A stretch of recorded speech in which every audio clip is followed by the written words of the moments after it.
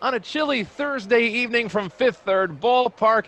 Good evening, everybody, and welcome to Fauxpening Day. It's West Michigan Whitecaps baseball as the Whitecaps take on the Lansing Lugnuts in a joint broadcast live from Fifth Third Ballpark. Dan Hasty, along with my partner Mike Coleman and MC. This is going to be one of the more unique opening days we've ever seen.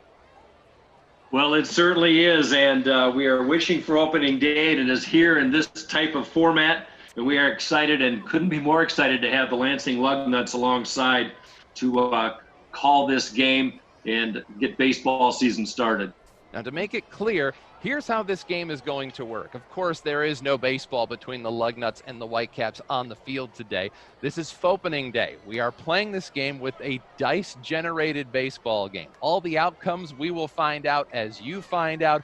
We will play this game out as if it was happening right in front of us. The master game recreator, Jesse Goldberg-Strassler, who's been doing this back since 2005, heads up Lugnuts Radio. He'll be alongside Adam Jacksa, Mike Coleman and I, and along with Nate Wangler, we'll have the Whitecaps side of the card as well. They'll have the call in the tops of every inning. We'll have the call in the bottom halves of each inning. And for now, we send things over to the aforementioned radio crew of Lansing Lugnuts Baseball. That's Jesse Goldberg-Strassler and Adam Jacksa. Dan, thank you very much. Good to be alongside of you per se on this opening day at Fifth Third Ballpark. A very cold day, a very windy day. Adam Jackson, about these Lansing Lugnuts, there's a lot that we don't know about these players, but there's one player that we've actually seen before. Back in 2018, Nate Pearson was on the mound for the Crosstown Showdown. Following Big Nate was a youngster named Adam Kloffenstein. He gets the ball for the Lugnuts tonight. Yeah, we've been really excited to see what Adam Kloffenstein can do. We know all about his former high school teammate, Jordan Groshans, who was a top selection in the 2018 draft for the Toronto Blue Jays. So we've heard about the relationship between those two. We've heard about, as they call him, King Cloth, and how good he could potentially be. Excited to have him make his debut today on a chilly evening in West Michigan, as you mentioned. He's young and talented. You could also use those same words to describe the Lugnuts starting nine. Any of the hitters stand out to you tonight? Yeah, Jesse, I'm really interested to see the two lefty Morrises in the 6 and 7 hole. You've got Tanner Morris as the DH. He was a high top 5 round pick out of the University of Virginia. And then PK Morris, we saw him in the Crosstown Showdown last year. They had a home run derby before the game with Michigan State, and PK actually won the home run derby. So he's going to be at first base. Both lefties hitting 6th and 7th, Tanner Morris and PK Morris. I'm excited to see what they can do in the bottom third of the order. We'll meet these Lugnuts opening day lineups, but first, let's go back to Mike and Dan to set things up for the West Michigan Whitecaps as we near first pitch. Thank you very much, Jesse. Let's go ahead and take a look at that Whitecaps starting nine. It's courtesy of our friends at Ruth's Chris Steakhouse. Mike Coleman, once back in the booth to bring you the starting nine for the Caps and their starting pitcher, MC. You bet. Thanks, Dan. Leading off for the Caps this afternoon, or early evening, I should say, Wenzel Perez will get the start at shortstop. Batting second, number 18 is Parker Meadows. He'll get the start in right field. Batting third is the phenom in center, Riley Greene. The cleanup hitter playing first base, Jake Holton. Nick Cantana, familiar face from last year. He'll bat in the 5 slot, playing third base. Batting sixth, Eliezer Alfonso, the designated hitter. He does catch, but he's a DH tonight, batting in the number 6 slot. Ryan Kreidler, batting 7th. He'll be the second baseman. Cooper Johnson behind the plate doing the catching, batting 8th. And Matt Jarecki in left field, batting 9th for the West Michigan Whitecaps, who finished 49 and 90 last year. And their starting pitcher, Carlos Guzman. Dan, a pitcher we saw early on in this season. He was out with injury for most of the season. He went 2-2 with a 2.73 last year in 7 starts, looking for big things from a hopefully healthy Carlos Guzman. Yeah, had a lat injury during May of last season. That shelved him for the remainder of the regular season, but put up some pretty good numbers in Connecticut, 3-4, a 386, and then came to West Michigan and really did hit the ground running. Didn't really have any bad starts. He went at least 5 innings in all but one of the 7 starts in which he made before, of course, he left the last game he pitched with the oblique injury that sidelined him for the remainder of the 2019 regular season. He's on the mound for the Whitecaps here in the home opener, Fauxpening Day here at Fifth Third Ballpark. For the Lansing lineup and for the call at the top of the first, we send things back over to Lugnuts Radio. Dan, I appreciate it. The Whitecaps have taken the field, and here come the Lugnuts. They are outside the third base side visiting dugout at Fifth Third Ballpark. They're getting stretched out and ready to roll for the first-year manager, Luis Hurtado. Hurtado had been a Lugnuts catcher back in 2011, spent a couple of weeks with the Lugnuts, only played 4 games, but he's back now as the manager, the very first former Lugnuts player to take a turn as skipper for this Lansing franchise. Leading things off for the Lugnuts, wearing the road black uniforms with the black baseball caps and the silver brims, it's the 18-year-old number 6 prospect in the organization, third baseman Orelvis Martinez. Batting second, the shortstop Leonardo Jimenez. Will Robertson bats third, he's in right field. Batting fourth, the second baseman Miguel Aroldo. Hitting fifth at catcher, it's Phillip Clark. Batting sixth, DHing Tanner Morris. Then batting seventh, as Adam had mentioned, another Morris, the first baseman P.K. Morris. Hitting eighth, left field, it's Spencer Horwitz. And rounding things off in center field, batting ninth, Cameron Eden. Martinez, Jimenez, Robertson, Aroldo, Clark, Morris, Horwitz, and Eden. Let me welcome back in Adam Jacksa as we are getting things just about set to go. Carlos Guzman wrapping up his warm-up pitches. Any last things that you were focusing on before Fauxpening Day can get underway? No, it's just great to have baseball back. 25 years in Michigan State Capital, and the Lugnuts have been fun for Michiganders to watch, and always excited when they're taking on the rivals here in West Michigan, the Whitecaps. 39 degrees in Comstock Park, and a stiff wind is blowing out to right field. Let's see if that helps out any of the left-handed batters in the Lugnuts order. And there are a lot of them. Robertson, Clark, Morris, Horwitz. 5 of the 9 starters hit from the left side, and a lot of power there too. We generally think, though, Adam, the colder the night, the more this should favor the pitchers. Yeah, just as we saw last year, to open up the Midwest League, the Lugnuts were down in Fort Wayne. It was even chillier than this. So interested to see how a lot of these guys, again, from warmer climates, handle getting back into live action of baseball once again. It is time to get things going. Past the 7 o'clock hour, a 2020 Fauxpening Day presented by Fifth Third Ballpark. Big thanks to you for tuning in and keeping us company.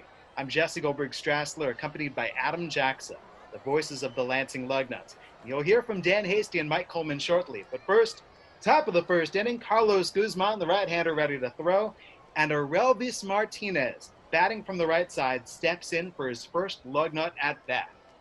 The first pitch on Fauxpening Day 2020 on its way, and it's in there for a called strike in the inside corner.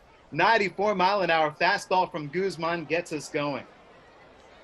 Martinez steps outside the batter's box, taps the bat against his batting helmet, climbs back in. A strike, one offering. He takes this one just a little outside. 1 ball and 1 strike. Again, the four-seam fastball from Guzman. Orelvis Martinez signing for $3.5 million. He received the number 2 signing bonus out of all the international free agents when he inked that deal 2 years ago. The pitch to Orelvis. A chopper down to third base. Nick Cantana over to his right to snare. Throws across and gets it. 1 up and 1 gone. That brings up Leo Jimenez. Jimenez, the 18-year-old out of Panama. Very young top of the order for this Lugnut squad. 1 down, nobody on, and no score in the top of the first inning. Jimenez not noted for pop. What he is noted for is having tools across the board otherwise, and a big smile on his face constantly.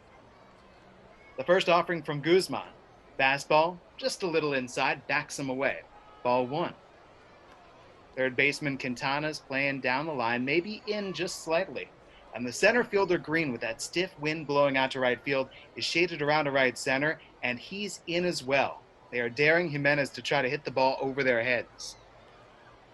Here's the pitch to Leo. He swings. It's a little blooper. Second baseman Chrysler goes back into shallow right, and it's just over him, dropping in for a base hit. Jimenez around first base, hangs tight right there as Meadows gets it in from right. A 1-out single for the Lugnuts. I think we can expect to see that a lot from Jimenez this year, is getting those base hits, Jesse. Great start for his Lugnuts career. Jimenez claps his hands together. He's talking with the first base coach, Dave Pano. And Adam, you know as well as I do that Pano is all about moving these runners, getting them in motion, trying to figure out Carlos Guzman's pickoff move as soon as he can. The batter is Will Robertson, a former Creighton Blue Jay. No, by the way, the man who's holding on Leonardo Jimenez at first base, Jake Holton, also a Creighton Blue Jay. They were college teammates just last year. Left-handed batter against the right-hander Guzman. Runner at first base for the Lugnuts, top of the first, and no score. Here's the first pitch to Robertson. He swings and misses. Strike one, high fastball at the letters. Guzman challenged him. Robertson went for it, just came up empty. Robertson drafted in the 4th round last year. Expected to provide major pop. Guzman sets at the belt. Looks over his left shoulder at Leonardo Jimenez. He's ready. Kicks, throws. Swung on and missed. Good changeup. No balls and 2 strikes. Man on deck, Miguel Aroldo for the Lansing Lugnuts on this opening day. Robertson stands with his feet spread wide apart in that left-hand batter's box, slightly open stance. All of his weight on his back left foot. Here's the pitch. Runner takes off. Robertson swings and misses strike 3. A throwdown by Johnson. Tag applied, not in time. Jimenez got in there just underneath the tag, dropped down by shortstop Perez. A steal for Leonardo Jimenez, but a strikeout of Will Robertson. And there's 2 gone in the top of the first inning. Well, you talked about it earlier with Dave Pano, the veteran on-base coach for the Lansing Lugnuts. He had this team so aggressive the last few years on the bases. No surprise he's sending the Lugnuts early in this opening inning of the season. Runner in scoring position for the Lugnuts, but 2 down for Miguel Aroldo, the 19-year-old out of the Dominican Republic. Adam, we saw him last year playing in 2 games, right? One official, one unofficial. One official against Fort Wayne. Struggled in the field, but he tripled. And then the unofficial one against Michigan State, he crushed a home run out to right center. He's got good power. Carlos Guzman, back from injury for the West Michigan Whitecaps and starting on this opening day. Looks back at Leonardo Jimenez, and he steps off the rubber. Just making sure that Leo is staying just close enough to second base. They've got Ryan Kreidler, the second baseman out of UCLA, taking steps, cheating up the middle just in case. Miguel Aroldo, not the biggest of guys, but that intimidating power, standing very still in the right-hand batter's box. Guzman's ready. His initial offering to Aroldo. Fouled straight back to the net. Big cut, and he just missed it. Strike 1. No surprise, Jesse. The Toronto Blue Jays seem to always be stocked with great hitters and power bats, and Aroldo's certainly capable of having some good swings, hopefully here in 2020. That was a big swing right there. Trying to barrel one up from Guzman. Get the Lugnuts on the scoreboard. Here in the top of the first inning on opening day from Fifth Third Ballpark. An 0-1 pitch from Guzman, on its way. A bouncer right back to the Whitecap starter. He snares it, takes his time, lobs it over to Holton at first base. And the side retired. The Lugnuts do not score on the top of the first inning. No runs, 1 hit, no errors, and 1 man left on. Now as we go to the bottom of the first, it's Lansing nothing.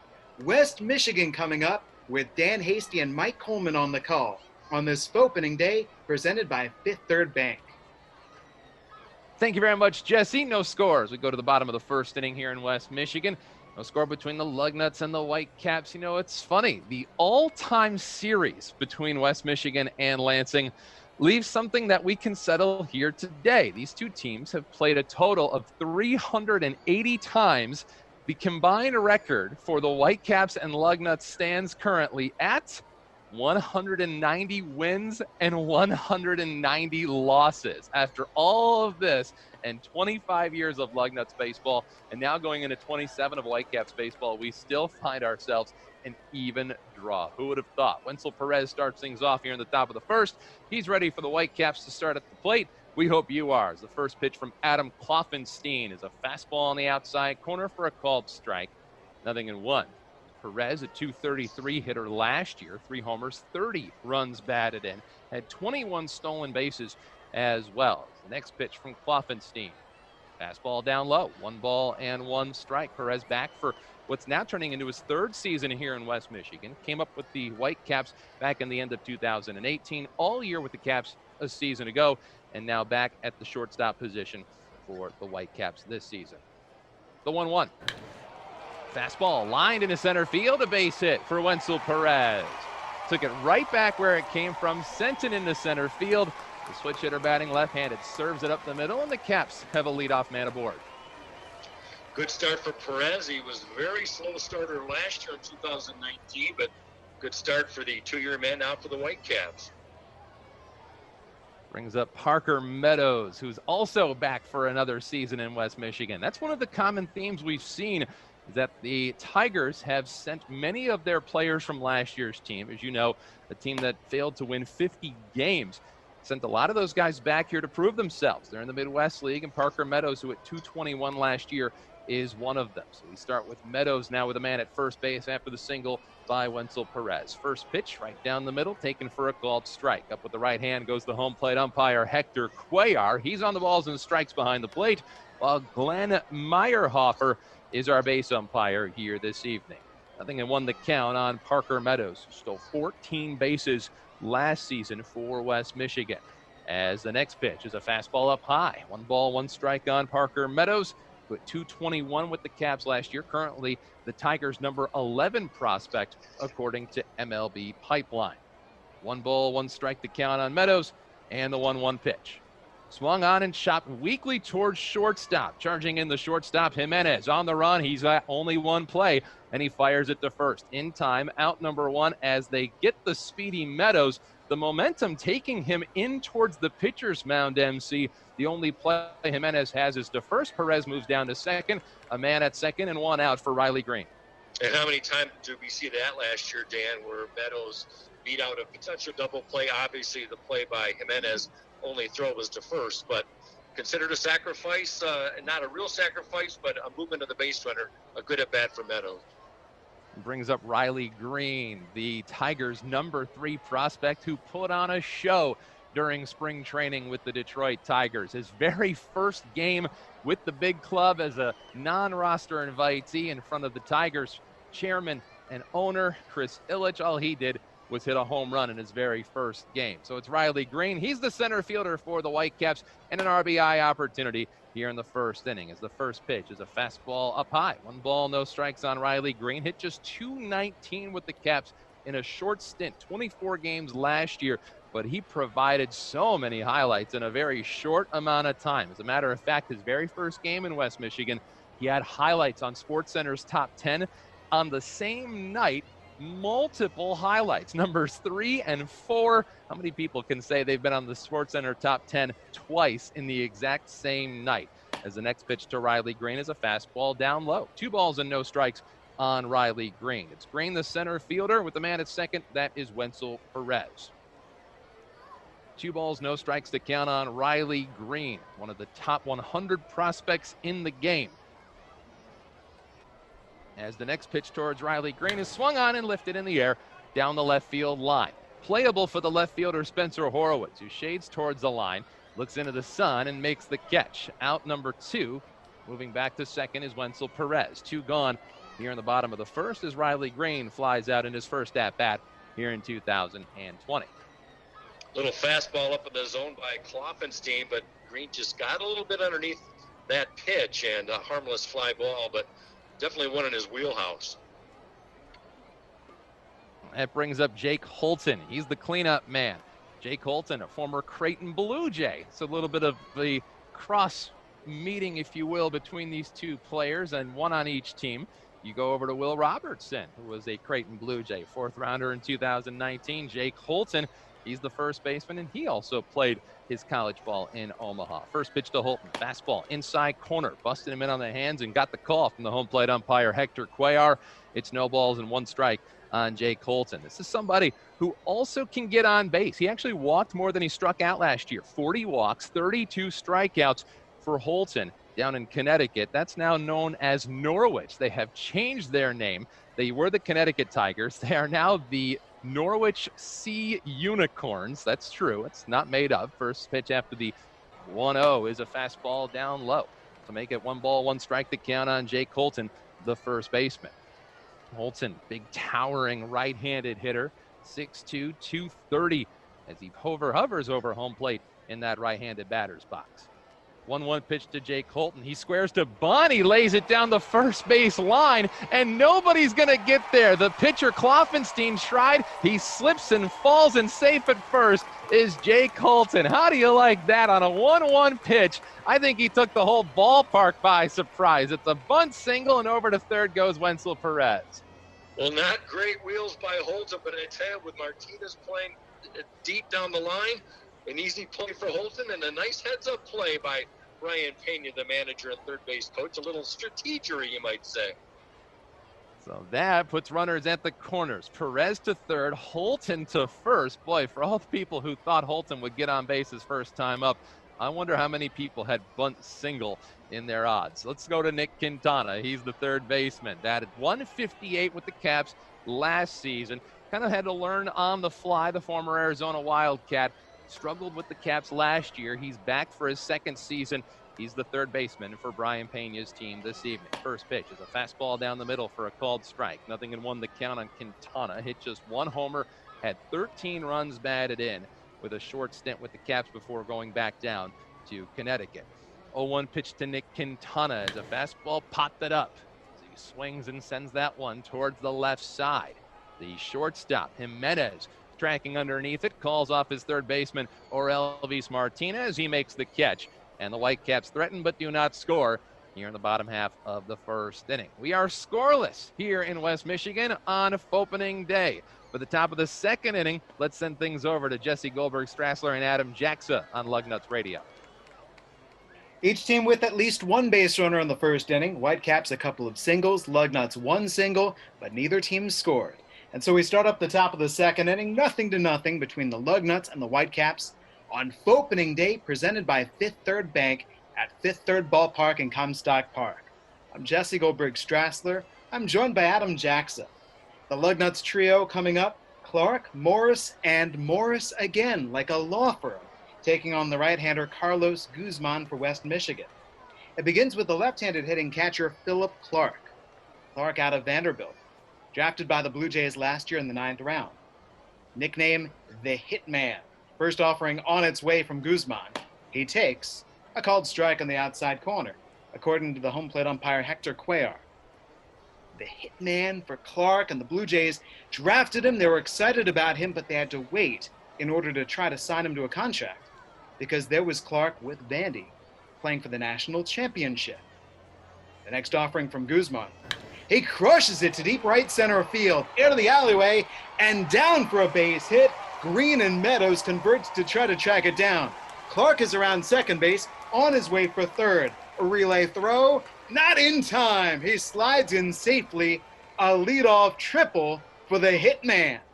Yeah, rightly tabbed the Hitman, the first extra base hit of the season. And you've got two pretty speedy outfielders there in Greene and Meadows. Jesse, no chance for them to get to that. Just raw power right there by Clark, pulling the baseball, and he's got 3 bags. A great start to this second inning for the Lugnuts. So now that brings up Tanner Morris with a great chance to give the Lugnuts the very first lead of this Fauxpening Day season, 2020 getting underway. Lugnuts and West Michigan, and a broadcast that, if you did not hear earlier, we are simulating. Dan Hasty and Mike Coleman with the West Michigan Whitecaps have forecasted a potential 2020 Whitecaps roster. Adam and I have forecasted a potential 2020 Lugnuts roster.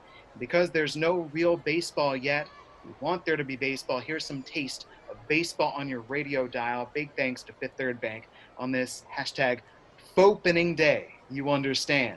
Clark a couple of steps away from third base. Tanner Morris digs in from the left-hand batter's box against the right-hander Guzman. The first offering to Morris. He swings, gets under it to left field. Jarecki is underneath, moving in and to his left. Will Clark try to tag?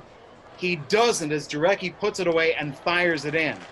Clark being very cautious over there at third. Speed is not really one of his key tools. When there's one down, Carlos Guzman dodges a bullet. Well, you can understand from the manager's standpoint, Luis Hurtado, making sure that Morris swings. You weren't going to see a bunt from Morris with the amount of pop he's got in his bat. So, unfortunately, just didn't quite get enough of it. And Jesse, hitting up into that 20 to 25 mile an hour wind, really knocked that baseball down. Well, that brings up the other Morris, P.K. Morris. drafted out of high school back in 2017, out of George M. Steinbrenner High School. But just like Tanner Morris, just like Phillip Clark, that's from the left side. Carlos Guzman takes a deep breath out there on the mound. No score, one away. Phillip Clark at third base following his leadoff triple, and then the fly out to left by Tanner Morris. The set, the kick, the pitch. Again, it's popped into left field, and this one is even shallower. Here comes Jarecki in, makes the catch, and there's nothing that Phillip Clark can do at third base. 2 gone. Well, 2 aggressive swings from the 6 and 7 hitters in both Morrises, hoping to get that first run of the season, but again, just too far under the baseball, and now it's going to take a 2-out knock to try and get that first run in. That means Spencer Horwitz stepping in. There are some players amongst this Lugnut starting lineup, Adam, who are listed among the Blue Jays' top 30 prospects. Not Horwitz, although he enjoyed a dandy of a debut last year playing for the Bluefield Blue Jays. Right-hander throws to the left-handed batter. First offering, strike called on the outside corner. Fastball at the knees. For the Toronto Blue Jays, a 24th round selection, you always hope that someone in those 20 to 30 or 40 rounds that they can come up and produce for your organization. What do you say to a .330 average with Bluefield, a .395 OBP, and a .471 slugging percentage? Horwitz trying to deliver his teammate Clark from third. No score and 2 gone. Top half of the second inning. A strike 1 count for Guzman. The right-hander lets it fly. Swung on and belted to deep left field. Jarecki's on the run, back to the warning track at the wall, and he reels it in to retire the side. Oh, Spencer Horwitz thought maybe he had gotten it, but into this stiff wind, just not enough, and Matt Jarecki ties the record. Records all 3 outs in a scoreless top half of the second inning. Leadoff triple stranded. We go to the bottom half of the second. No score between the Whitecaps and the Lugnuts on this opening day, presented by Fifth Third Bank. Now time for the bottom of the second here in West Michigan. No score, and a nice job by the Whitecaps to get out of trouble in the second. A leadoff triple by Phillip Clark, and then 3 straight flyouts to the left fielder, Matt Jarecki, including that outstanding catch to rob the run from scoring from third off the bat of Spencer Horwitz. We go to the second, and Eliezer Alfonso, the designated hitter, leads us off against Adam Kloffenstein, who struggled a little bit in the first inning. The first pitch was a fastball down low. 1 ball, no strikes on the Tigers' number 28 prospect. Hit .318 with Connecticut last year. 1-0 pitch. Fastball inside, almost hit him. 2 balls and no strikes on Alfonso. 5'10", 155-pound, 20-year-old is Eliezer Alfonso. 2-0 pitch. Fastball in the dirt. 3 balls and no strikes on Eliezer Alfonso. He's the DH, and his bat is just so good that even though he serves as the Caps' second catcher, he's in the lineup for the Whitecaps here regardless. So both catchers being used by the former catcher in Brian Pena. 3-0 pitch to Eliezer Alfonso. Swinging, popped him up in the infield. The second baseman, Miguel Aroldo, circles under it, calls everyone off in the middle of the diamond, and he makes the catch. Swinging on 3 balls and no strikes, Eliezer Alfonso is the first out. He's out number 1 here in inning number 2. Little bit of a surprise. You got the green light at the 3-0 count, Dan, but I'll tell you, new manager in charge, Brian Pena, maybe a little bit more aggressive this year. Doesn't hurt to get aggressive in those counts where you basically know what pitch is coming. I think that's one of the changes we are seeing as time goes on. A man out here in the bottom of the second inning. It brings up Ryan Chrysler, the second baseman out of UCLA. Tigers' 4th round pick takes a first pitch over the outside corner from Kloffenstein for a called strike. No balls, 1 strike on Chrysler. No score. We're in the bottom of the second inning here on opening day, presented by Fifth Third Bank. Chrysler, the second baseman for the Whitecaps here this evening in the number 7 hole for Brian Pena, as the next pitch is swung on and missed for a strike. Nothing in 2. Looks like a curveball down in the zone, and Chrysler could not get to it. He's behind in the count. No balls and 2 strikes. The 0-2. Popped him up. In the infield once again. The third baseman, Orelvis Martinez, shades in just off to the left of the pitcher's mound, and Kloffenstein gets a bird's eye view of Martinez making the catch. Out number 2, 2 up and 2 down for the Whitecaps here in the second. 2 down, Cooper Johnson, the batter for West Michigan. No score, bases empty, 2 gone for the Caps. They had a threat back in the first inning, They left runners at the corners. First pitch to Cooper Johnson is a fastball over the inside corner for strike one. Johnson hit just 179 for the Caps last year. 2 home runs, 11 runs batted in. The next pitch is a fastball high. 1 ball, 1 strike on the former Ole Miss backstop. Was a 6th-round pick of the Tigers in last year's draft. So many of those 2019 draftees arrived in West Michigan. 1-1 pitch towards Cooper Johnson. Inside, and it hit him. Got him in the left elbow as it tried to get out of the way, but he ended up having it hit off that pad that's at the very bottom of the left elbow of Cooper Johnson. So down to first goes Cooper. A painful way to get the first base, but the Caps, either way, have a 2-out base runner here in the second. Well, Johnson struggled with the average last year, Dan, but I'll tell you, any way you can get on base, we'll take it. So he's been hit a few times last year as well. That brings up Matt Jarecki, the left fielder. Not a dry eye in this radio booth. His uncle, Jim Jarecki, who is the vice president and general manager of West Michigan Whitecaps baseball, has been hoping for this day for quite some time. Jarecki, who played in the GCL last year, was one of the better players in the GCL, hit .292, 4 homers, 31 runs batted in, and an on-base percentage approaching .400. First pitch is a fastball up high, 1 ball and no strikes on the Whitecaps left fielder. Boy, how proud must Jim Jarecki be to see an outfield of Matt Jarecki, Riley Greene, and Parker Meadows. The next pitch on the way is a fastball right down the middle. Jarecki takes 1 ball and 1 strike to count on Matt Jarecki, who was plucked in the late 30s of the draft. He was picked from Benedictine College, Division III school. Was one of the best players in NAIA. As the next pitch is a fastball down the middle for a called strike. 1-2 on Matt Jarecki. No score. We're in the bottom of the second inning here on Fauxpening Day at Fifth Third Ballpark. 1-2 pitch. Swung on him, popped them up. Shallow right center field. Out goes the second baseman, Aroldo. Falls off the left field, rather the right fielder, Robertson, and he makes the catch. Aroldo puts it away, and the Whitecaps go quickly and quietly here in the second inning. We're off to the third inning here in West Michigan. It is no score. At the top of the third, let's send things over to Jesse Goldberg-Strassler and Adam Jackson on Lugnuts Radio. Thanks, Dan. Top of the third at Fifth Third Ballpark here in West Michigan. It's the Lugnuts and the Whitecaps in the Fauxpener here between these two rivals in the state of Michigan. Adam Jackson alongside Jesse Goldberg-Strassler. Top of the third inning. Lugnuts trying to get that first run of the game. They've got 2 hits, a single and a triple. Let's see if the bottom of the order can get something started. It'll be Cameron Eden, Orelvis Martinez, and Leonardo Jimenez. 9, 1, and 2 coming to the plate in this third inning. The Lugnuts with a strikeout and a couple of base hits. That's been it against Carlos Guzman, the right-handed 21-year-old. 16 pitches so far, 14 for strikes. So he's been very efficient as we get rolling on this third inning here. Eden steps in from the right side. The center fielder out of Cal digs in with that back cleat, back bat up behind his head. And the first pitch from Guzman slides in outside, ball 1.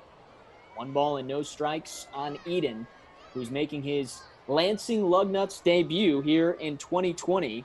And Lansing Lugnuts debut overall in that 9 spot. The center fielder digs back in from the right side, and the second pitch comes in, nearly buzzes the top of him as he bends back out of the way, and it's 2 balls and no strikes on Eden. And it's good to have Eden batting 9th in the order. An outstanding base runner, a base running thief, as a matter of fact. Last year with Cal stole 20 bases. So you put him there batting 9th. If he gets on in front of those other guys, you've got the potential for a nice threat to brew. Now, one of those guys you want in that 9-hole to turn the lineup over. Righty on righty, Guzman comes home, and the pitch is hit on the ground hard towards Cantana, and he mishandles it, and the ball scoots away to the left of him. Eden running down the line. There'll be no throw. It's an E5 on Nick Cantana, and the Lugnuts for the second straight inning have their leadoff man on. That's unusual. Nick Cantana's best tool is his glove. He's got good pop, but really it's his defense that helped him get drafted as high as the Tigers took him last year. And this one, simply, it looked like he misread it. Maybe he was a bit baffled by the spin of the ball coming at him. It's also that cold. That's making everybody uncomfortable. It is windy too, but that ball on the ground for a third straight inning. The Lugnuts now have a man on as we turn it back to the top of the order. No score in the top of the third on Fauxpening day between the Lugnuts and the Whitecaps from chilly Fifth Third Ballpark. Orelvis Martinez digs into the box for the second time from the right side. Third baseman grounded out to third in his first AB. Here comes the pitch home from the 21-year-old, and it's outside, down low, ball one. Martinez hoping to get on board and keep this inning going. The Lugnuts stranded a triple to lead off that second inning and then had 3 flyouts to left fielder Matt Jarecki. The second pitch, flying in right across the heart of the plate, the fastball in the low 90s. That's strike one. To this point, Guzman is facing more hitters out of the stretch than out of the windup because of all those base runners on against him, and yet he has made pitches when he's needed to.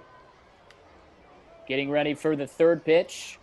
Guzman comes home to Martinez, swings and hits a ball hard on the ground right at Quintana. This time comes up with it. Takes a couple of crow hops, throws to first. Holton squeezes, and there's the first out of the inning. Eden gets to second. Well, you just talked about it, Jesse. Quintana, usually sure-handed over at third, has the opportunity as the baseball fouls him again, and this time he makes the play. Now that's more like it for him. He's got good soft hands, and he fielded that one right into rhythm. It just feels like, hey, getting this season started, everybody needs a chance to get into rhythm for 2020. So with one out and a runner at second, it'll be Leonardo Jimenez that steps in. The shortstop with one of the 2 base hits for the Lugnuts in that first inning, then stole second. He'll try and get on again here. No score in the top of the third, runner on second and 1 out. Lugnuts with Jimenez stepping in from that right side. Guzman comes set, takes a peek over at second with Eden. From the stretch, he delivers, and the fastball nips the inside corner, strike one. Jimenez a good spot in that second part of the lineup. And the Lugnuts have some potent hitters up there with Martinez, Jimenez, obviously Robertson, and Aroldo. A good first 4 on the opening day here in 2020. I mean, Jimenez is the only player out of all of them who doesn't have pop. His job is simply to put the bat on the ball and get on base because everybody else is power. Ready for the 0-1 pitch. Swings and hits a shallow pop-up towards left, spiraling in. Tracking on a sprint at the end, just makes the catch. It's difficult for Jarecki, but he found a way to see that baseball, and he's got his 4th grab already through the first few innings of this game. I mean, that wind, Adam, blowing left to right across the field, it is knocking down everything. He did great to stay with it despite that wind. But if you're the Lansing Lugnuts, if you're not hitting the ball on a line, if you get too much loft under it, it's staying right up in the air for another out. And how about the excellent base running by Eden, Jesse? He did his due justice, went halfway, waited to see if Jarecki was going to catch that or not, and then promptly got back to second base. So with 2 outs, the Lugnuts again looking for that 2-out hit that they haven't been able to get yet in this game. Scoreless in the top of the third on Fauxpening Day in West Michigan. It'll be Will Robertson, the lefty, that steps in against the right-hander Carlos Guzman, who slowly has done a nice job throughout this game. Just 2 hits surrendered so far. The first pitch to Robertson, and the lefty dances back out of the way as the pitch runs low in the dirt towards his feet. It's ball one. You've got to be very careful with Robertson. We talked about the power. Oh, yes, does he have it. He can go to all fields as well. Robertson trying to deliver here for the Lugnuts to get their first run of 2020.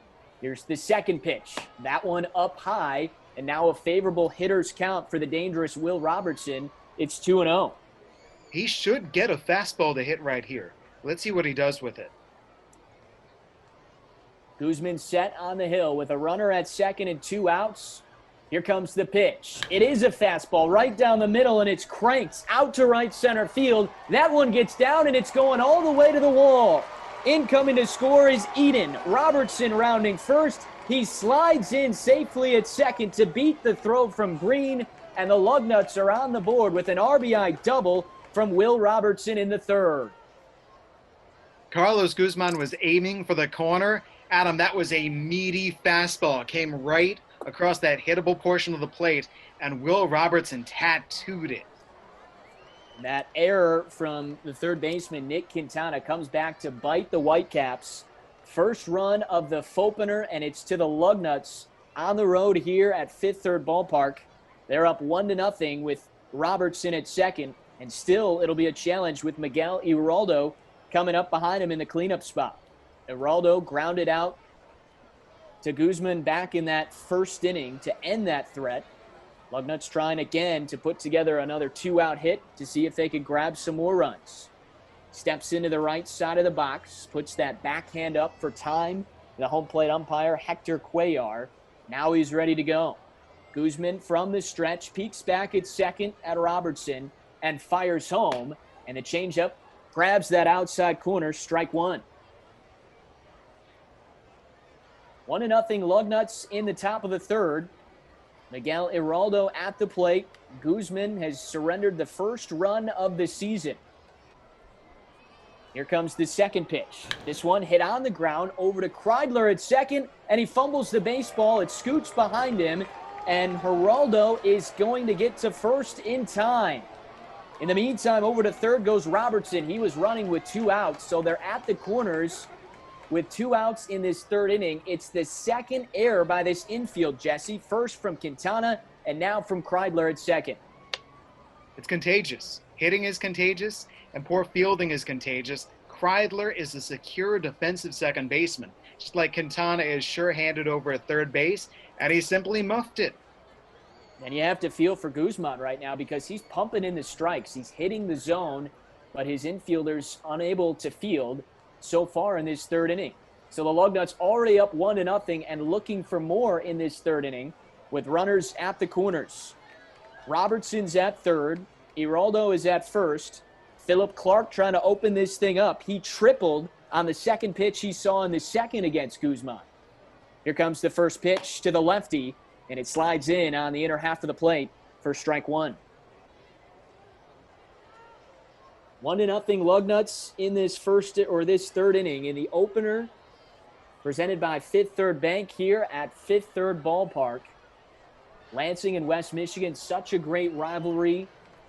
Goes all the way back to 1996. Of course, the Whitecaps coming to Michigan in 1994. Guzman set and the pitch. It's outside. 1-1 strike on Phillip Clark. Adam, it's a lot of pitches being thrown by Guzman in this top of the third inning. And considering he's coming back from injury last year, I wonder how much rope the Whitecaps will give him. Yeah, this is the sixth batter he's faced and has already surrendered a double, and his defense has allowed a couple of errors behind him. Here comes the 1-1 pitch. Swing and it's driven down the right field line. It's fair and heading towards the wall. Robertson comes in to score. Aroldo going to third. Meadows trying to find the baseball, picks it up and throws it in, but not before Clark is sliding into second. It's an RBI double, and the Lugnuts up 2-0 in this third inning. What an introduction to the Midwest League for the Hitman. Phillip Clark saw that pitch on the inner third, and he turned on it and rocketed it. And this is just the latest example of hard contact from the Lugnuts. But more importantly, Adam, this is the Lugnuts taking advantage of 2 costly Whitecaps errors. Both on the infielders, Cantana at third and Chrysler at second. You would expect this. It is the opener and frigid weather. But the Lugnuts able, as Jesse mentioned, to utilize those and produce a couple of runs. That's now a triple and an RBI double for Clark in that 5-hole. It's 2-0 Lugnuts, still with runners at second and third and 2 outs. Now Tanner Morris, the DH, steps in. He flied out to left field and at bat number 1. Guzman trying to get out of this inning. His defense hasn't helped him out, but hoping he can find a way. Here's the first pitch, and it's up and in. Ball 1 to the lefty, Tanner Morris. Second and third with 2 outs, 2-0 Lugnuts in the top of the third. Second pitch to Morris coming in. Morris gets under it and pops it up. Sends it out to right field. Meadows coming in, still coming in, finally stops, and the ball comes down. He squeezes for the final out. But a big half inning for the Lansing Lugnuts as they get their first few runs of the season. 2-0 on a couple of base hits and a couple of errors. The Lugnuts up as we head to the bottom of the third from Fifth Third Ballpark. We'll send it back to Dan Hasty and Mike Coleman. Thank you very much, Adam. 2-0 as Carlos Guzman gives up a pair of runs, albeit unearned runs. The Whitecaps all of a sudden find themselves playing from behind here on this chilly Thursday night. The opening day festivities here in West Michigan. Before we go to the bottom of the third, let's go live to the third member of Whitecaps Radio, Nate Wangler, who has a look at what else is going on in a look at the scoreboard. Nate. Thanks, Nate. We go to the bottom of the third inning here in West Michigan. 2-0 Lansing over the Whitecaps. And to bring you the call of the bottom of the third, it's Mike Coleman. Thank you, Dan Hasty. Bottom of the third it is, 2-0 Lansing. Both runs came in the top of the third. Leading things off for the Caps, it'll be Perez, then Meadows and Greene against Adam Kloffenstein, who's been sharp. Just 2 singles in the first inning, was able to dance out of danger. He's been solid ever since. Here's Perez. He singled, stranded at second in the bottom of the first inning. He looks at a fastball poured in at the knees from Kloffenstein at 95 miles an hour. And speaking of that fastball, according to Freddy's Frozen Custard and Steak Burgers, pitch speed was 95 miles an hour. Head on over to Freddy's. 4 locations for the best steak burgers in town. Perez awaits the 0-1. Here's a slider and a good one. Catches the outside edge, and Perez quickly in a hole, 0-2. The switch batter, batting against a right-handed slant from Kloffenstein. He batted better from the right side, but he's from the left side against the right-hander. The 0-2 fouled back to the screen. Fastball up in the zone, and the count remains 0-2 to Wenzel Perez, the shortstop today for the Whitecaps. Kloffenstein looks in, working the third base side of the rubber, full windup, kicks and fires, swing and a miss. Fastball on the inside edge, jammed Perez, and the strikeout for Kloffenstein. His first of the ball game, went up and went down for the Whitecaps here in the bottom of the third inning. Yeah, Kloffenstein. It was just a matter of time until we saw a couple of strikeouts for King Kloff, as they call him. 6'5", 240 pounds, still just 19. He's a big boy, and I wouldn't be surprised if we saw a few more of those where those strikeouts begin to come from, because this is a guy with all 4 pitches, can run up to about 94, maybe even 95, 96. Once out of high school, was going to go to TCU. Next thing you know, he's striking out Wenzel Perez here to start the third. And the number 9 prospect for Toronto, Kloffenstein, will face Parker Meadows. Meadows grounded out to the shortstop his only time up, coming off a .221 season.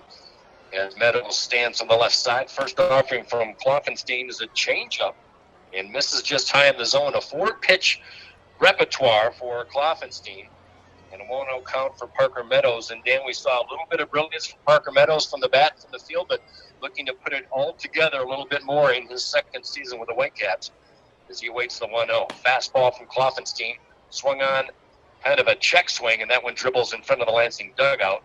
0-2 on Parker Meadows. 1 up and 1 down here in the bottom of the third inning. Here's the 0-2 to Meadows. A bunt and a good one down the third base side. Charging is Martinez. Sidearm swing to first base. They're not going to get Parker Meadows. The Rabbit makes his way down to first base. An infield base hit.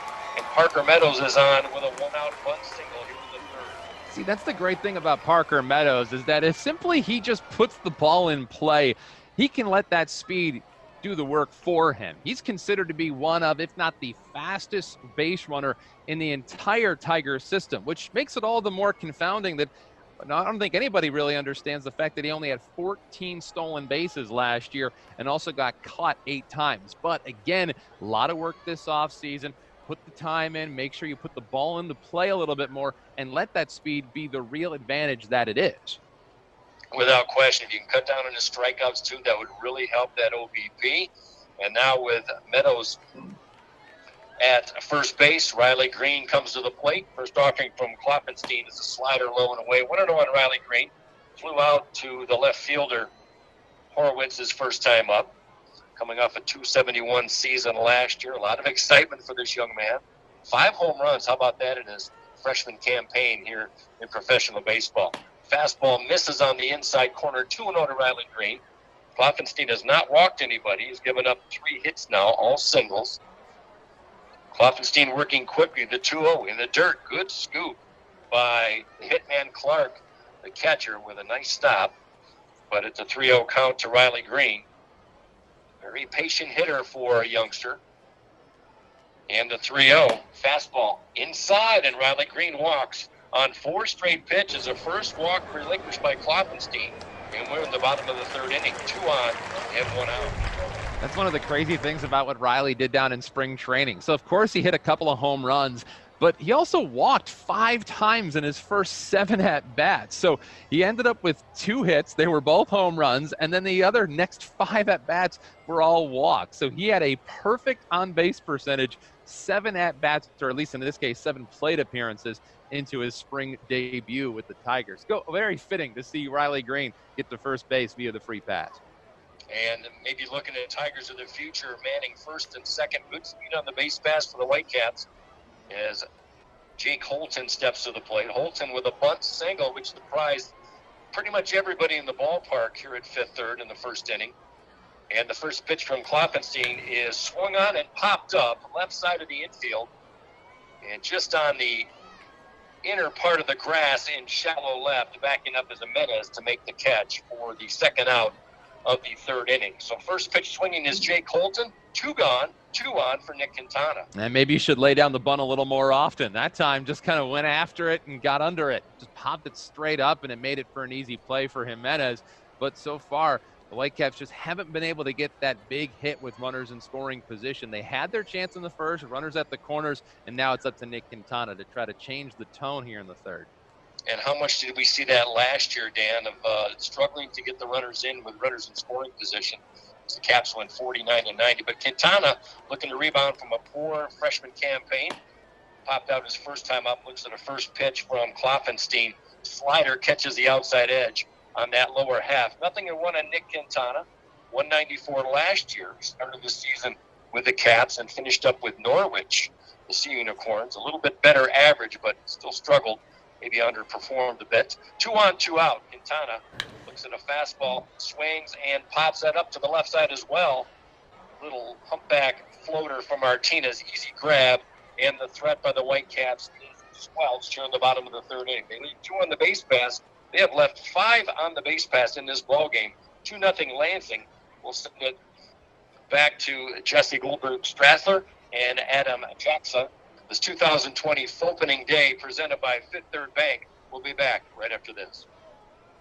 Back here in the top of the 4th as Lugnuts baseball continues on Opening Day from West Michigan. Adam Jackson, Jesse Goldberg-Strassler, Dan Hasty, and Mike Coleman from the West Michigan Whitecaps radio crew tagging along as well. Good start to the season so far for the Lugnuts, even though the weather has been frigid. 39 degrees for what we had earlier in this week, and winds whipping up between 20 and 30 miles an hour. The Lugnuts have a 2-0 lead. They've had some clutch hitting, and it came, Jesse, in that 3rd inning with a couple of big hits, specifically from Phillip Clark and Will Robertson with 2 doubles. An error and then 2 consecutive outs, a ground out and a fly out. Carlos Guzman should have been out of the inning, but he wasn't, and the Lugnuts took advantage to score those runs. And that was certainly the biggest inning for the Lugnuts. Guzman now with 44 pitches, 25 have been for strikes. He's surrendered 4 hits with strikeout and a couple of errors, as mentioned, with Cantana and Chrysler unable to come up with a couple of routine balls. So we start this 4th inning with the bottom 3rd of the order. P.K. Morris, Spencer Horwitz, and Cameron Eden for the Lugnuts. P.K. Morris stepping in. He flied out to left to Matt Jarecki on the first pitch he saw from Guzman. And here comes the first pitch from the right-hander, and it's low and away, ball 1 to the lefty Morris. Morris, as we talked about, a crosstown home run winner last year. The crosstown showdown between the Lugnuts and the Spartans of Michigan State happens every year, and Morris really showed us his pop last year in that home run derby, Jesse. It was a home run derby that historically we've seen some top players compete in, and not necessarily win. Bo Bichette and Vladimir Guerrero Jr. competed back in 2016. Neither of them won. That's been the thing with P.K. Morris, is his power is developing. Last year, he doubled his previous career high for home runs in the season. He had 8, and we got to see him flex his muscles in September. He steps back into the box from the left side, gripping that bat tightly. Black handle and shaft as he brings it back behind his black Lugnuts batting helmet. Lugnuts in those away black uniforms this evening for Opening Day in West Michigan. Guzman, after circling the hill, finally is back up onto it. Comes set from the windup, kicks and throws, and it's swung on and bounced it over towards second, just over the jumping glove of Chrysler into shallow right field. A base hit for P.K. Morris, and the Lugnuts again have their leadoff man on. The third straight inning they've done so.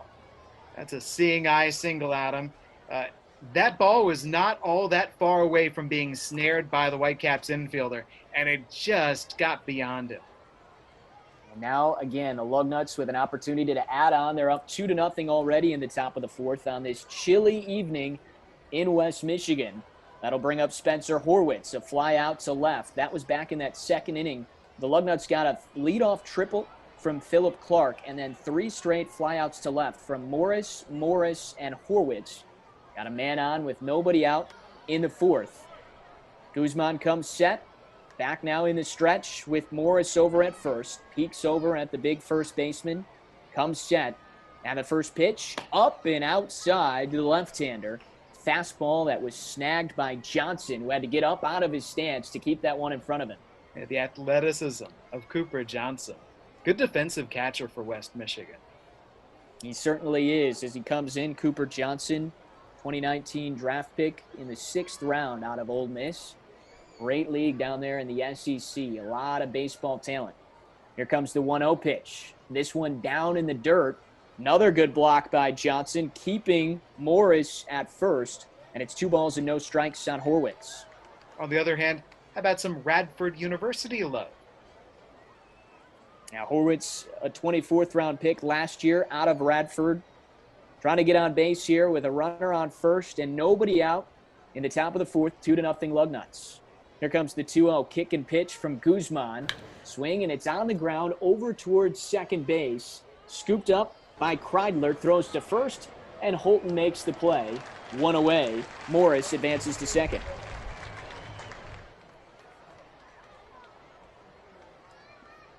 Well, that's a nice job by Chrysler right there. He had the error early on in that third inning that led to a couple of Lugnuts runs. He comes back there to get the out. And now with 1 on and 1 out, Cameron Eden steps in. Guzman set and comes home. Eden swings, and it's on the ground towards shortstop. Perez shuffles a couple of steps to his left, has one play to first, throws to Holton, who snags it, and Eden is retired. First pitch swinging, Eden gone. Morris scampers over to third, and there's 2 outs in this 4th inning. There's that potential third run for the Lansing Lugnuts. But Adam, on the other side, you know that Carlos Guzman wants a nice, quick top half of this frame after last inning got so laborious. Yeah, and it came with 2 outs last half inning where the Lugnuts were able to get those 2 runs. Again, they were aided by a couple of errors from Chrysler and Cantana. Oravis Martinez turns the lineup card over. Runner at third and P.K. Morris with 2 outs, top of the fourth, 2-0 Lugnuts on those 2 big doubles from Clark and Robertson in the third. Guzman comes set, the right-handed 21-year-old, peeks over at Morris at third, brings the glove to his chest, kicks and fires. Martinez swings at the first pitch and skies it deep to center field. Greene with that speed running back, and he's underneath of it just in front of the warning track to make the catch in dead center. And the Lugnuts will settle for 1 base hit and a man left aboard. 3 straight outs recorded by Guzman to keep this a 2-run game. We head to the bottom of the fourth on Fauxpening Day. The Lugnuts 2, the Whitecaps nothing from Fifth Third Ballpark. We'll send it back to the Whitecaps radio crew, Dan Hasty and Mike Coleman. Bottom half of the 4th inning for the Whitecaps, trailing 2-0. They gave up 2 runs in the third to the Lugnuts. And in this all-time series, both teams are the 190 victories apiece. Something's got to give here at Fifth Third Ballpark. Fauxpening Day, presented by Fifth Third Bank, here in early April. With Dan Hasty, I'm Mike Coleman. Eliezer Alfonso will lead things off against the starter Kloffenstein. He has gone all the way so far. He's been impressive. He's scattered just 2 hits, 3 hits and a walk and a hit batsman, but no damage done as Alfonso looks at a fastball high up the ladder, ball 1 to Eliezer Alfonso. And Dan Hasty, you got to love this player. He's a young man, but a lot of tools at his disposal. Yeah, I mean, he's a top 30 prospect, and this is a kid who has done nothing but hit since he's signed professionally. He's the owner of a .316 career batting average, an on-base percentage near 400. Not bad for a non-drafted free agent that was totally off the radar when the Tigers found him. Indeed, and now he stares at a fastball at the knees, evens the count at 1 ball and 1 strike. Alfonso, the switch batter, bats .318 from the left side, .320 from the right side last year with Norwich. So how about that for consistency? The 1-1 from Klopfenstein, fastball swung on and popped up to the right side of the infield. And Aroldo backs up a couple steps. Easy snare of that one. And for the second straight time, Alfonso pops out to the second baseman. 1 gone here in the bottom of the 4th inning. I'll tell you what, all fear King Cloth. He just keeps guys off balance. He continues to induce weak contact. A lot of pop-ups for the Whitecaps so far. If you actually count them out, they have popped up 7 times in this contest so far against Adam Klopfenstein. Here's Ryan Chrysler, and to your point, Dan, a fastball pitcher such as Klopfenstein with a lot of sink, he's inducing a lot of pop-ups. A little bit surprising, but an out is an out, and the Lugnuts will take it. So Chrysler popped out himself, 1 of 7, like Dan mentioned, to Martinez at third, his first time up. Looks at a first pitch in the dirt, another good snare by Clark behind the dish. 1-0 to Ryan Chrysler. 61 strikeouts last year, led Connecticut, or Norwich, I should say, but did a lot of things well. 13 doubles, 4 triples, 9 stolen bases, all led his ball club. The 1-0. There's a strike right at the knees, taken all the way is Chrysler. 1 ball, 1 strike. The wind continues to blow. Pretty gusty out to right field, and we've had gusts as high as 40 miles an hour, 39 degrees at the start of this game. So Chrysler digs in from the right side. The offering, swing and a grounder. Easy hopper, fielded by Jimenez. 2 steps to his left, pumps the glove, fires to first. 2 up and 2 down for the Whitecaps in the bottom half of their 4th. Yeah, maybe not a pop-up that time, but just a kind of rollover swing there from Chrysler. Sent it over to shortstop, and the rest was easy for Jimenez. That'll bring up Cooper Johnson getting the nod behind the dish tonight for the West Michigan Whitecaps. Johnson, 198 last year. But you talk about the defense for Johnson as he'll dig in from the right side. The defense, spectacular. He's got major league tools right now, just getting the bat to get himself situated as he makes his way up the pro ladder. As a first offering from Klopfenstein is outside. Good slider, nice hard slider.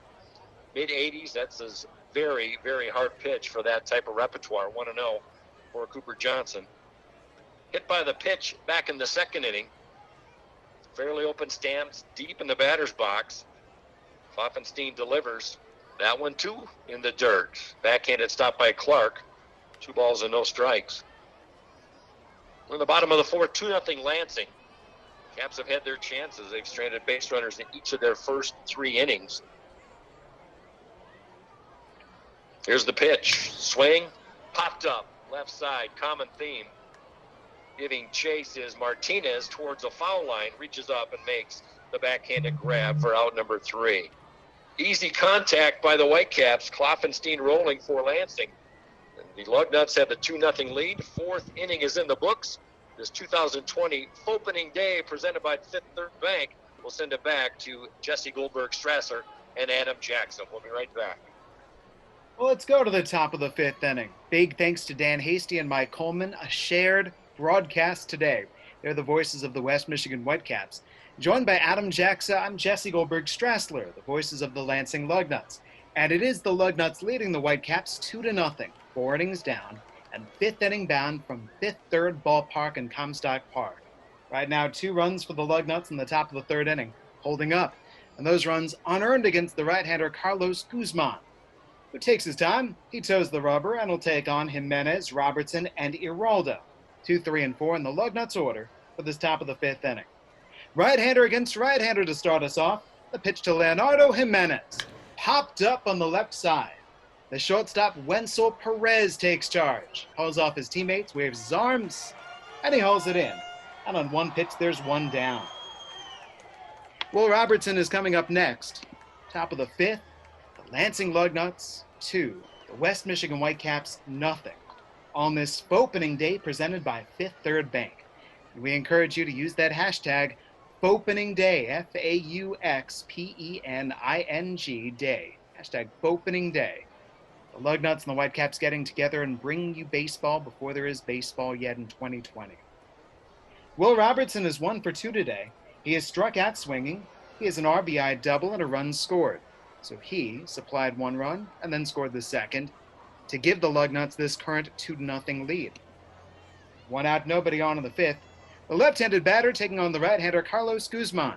First pitch on its way, a little bit high. Ball 1, 95 miles an hour. Jesse, I tell you what, you have to like the way the Lugnuts are putting bat on ball this evening. It's the opener, it's chilly, it's windy, and even though they only have a couple of runs and they were aided by a couple of errors, they've found ways to put the ball in play. Only 1 strikeout, which came way back in the first inning. Whitecaps have shifted around the infield against Robertson here. There are 3 infielders on the right side and 1 on the left, the third baseman Cantana, who's playing back and toward the shortstop hole. Here's the pitch. That's a little bit away. 2 balls, no strikes on Robertson. What do you think of this shift, Adam? Yeah, it's something we've seen implemented over the last couple of years. And Robertson, a guy that doesn't put the ball down often, would be interested to see if maybe he potentially utilizes that. This is his first opportunity to see the shift, obviously, in the opening game. He's a power guy. We saw that when he drilled one to the right center gap his last time up. A 2-ball pitch from Guzman. Here it comes.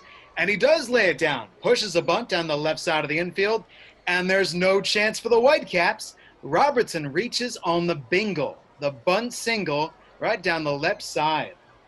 Well, we've seen it work a couple of times for the Whitecaps, and with the way that the wind is swirling, don't risk putting the ball up in the air. Keep that ball down, and Robertson, even though he's bigger frames, he's got the speed to get down and get aboard. And again, Jesse, Lansing continuing to put the pressure on Guzman and get aboard with base runners. 1 on, 1 gone for the Lugnuts with Robertson leading away from first.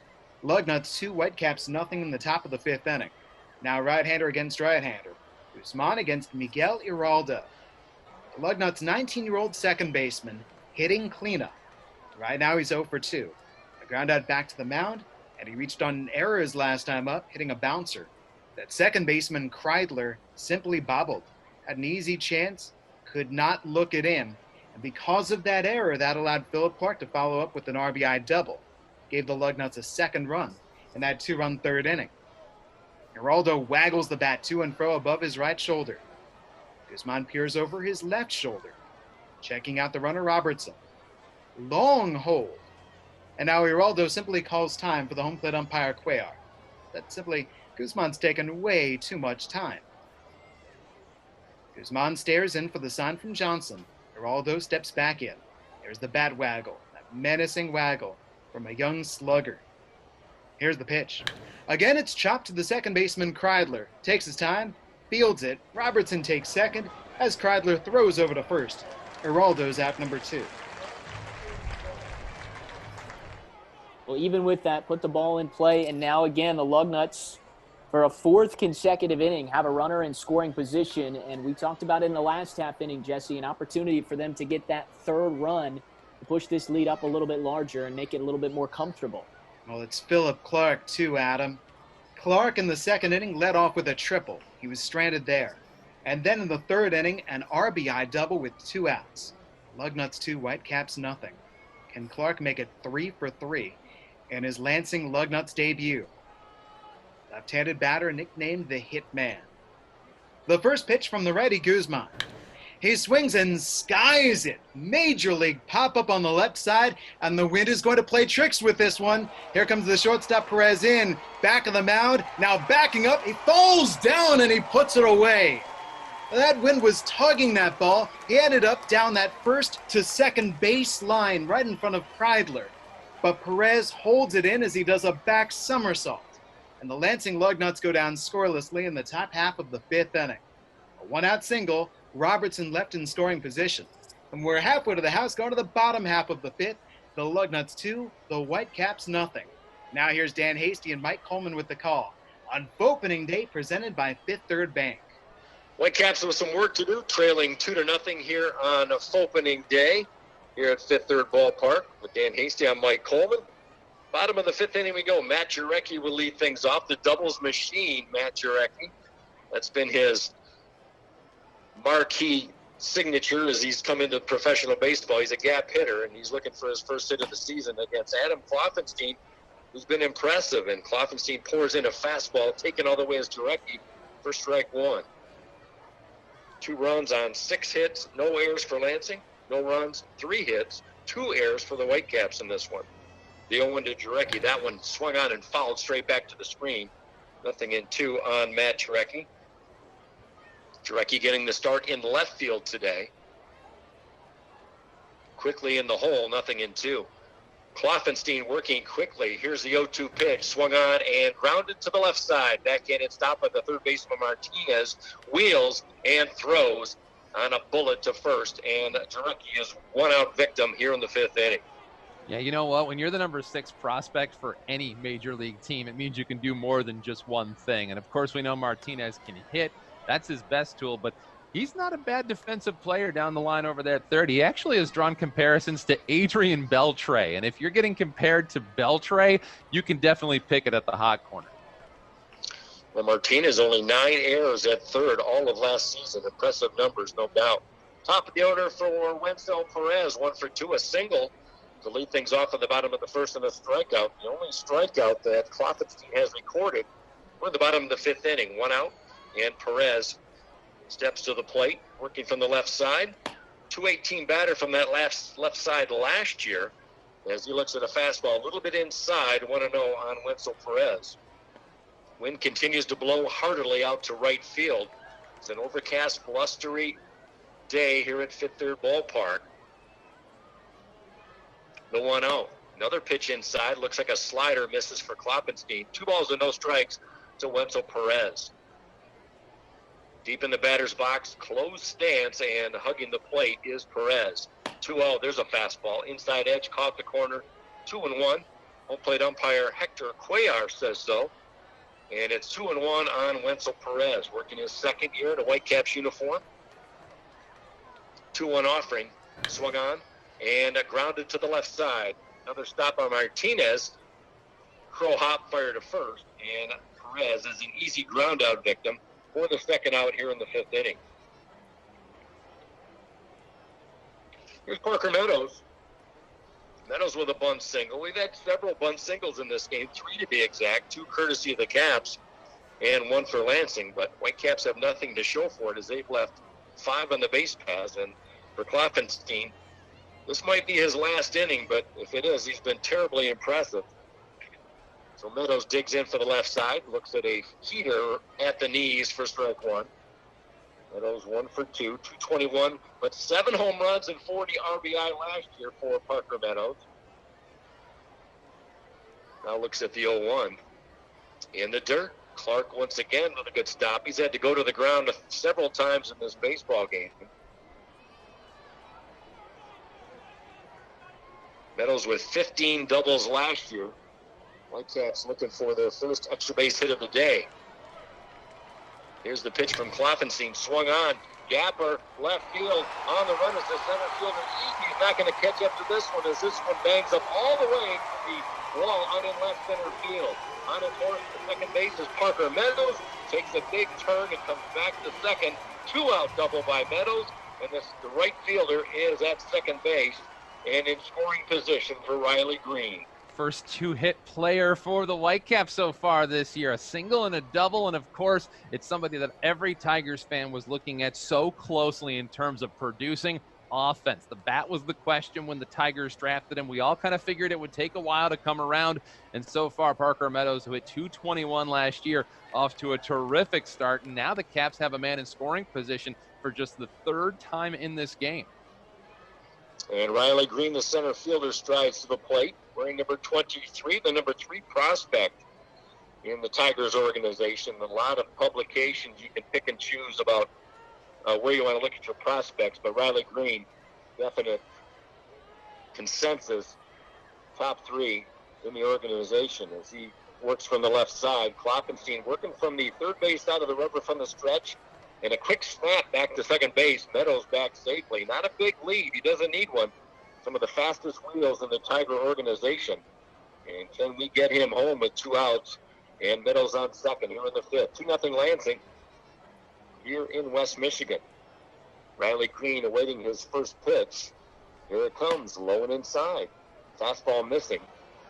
I want to know to Riley Greene, he's walked, and he's flown out to the left fielder Horowitz as he awaits the 1-0. Meadows dancing a little bit, not a big lead at second. 1-0 pitch by Kloppenstein is swung on and lifted into left field. Should end the inning, not deep. Floating to his left is Horowitz, easy grab, and he double fisted that one into his glove for out number 3. Caps once again threat, they do not score. 5 in the books here at Fifth Third Ballpark. 2-0 Lansing.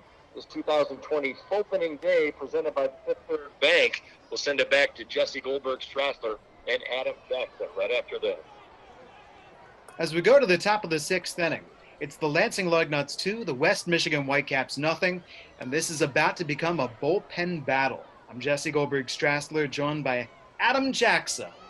Big thanks as well to our broadcast colleagues with the West Michigan Whitecaps, Dan Hasty and Mike Coleman. Speaking from the Lansing Lugnuts, the 2020 season is a special season for us, our 25th season in the Midwest League.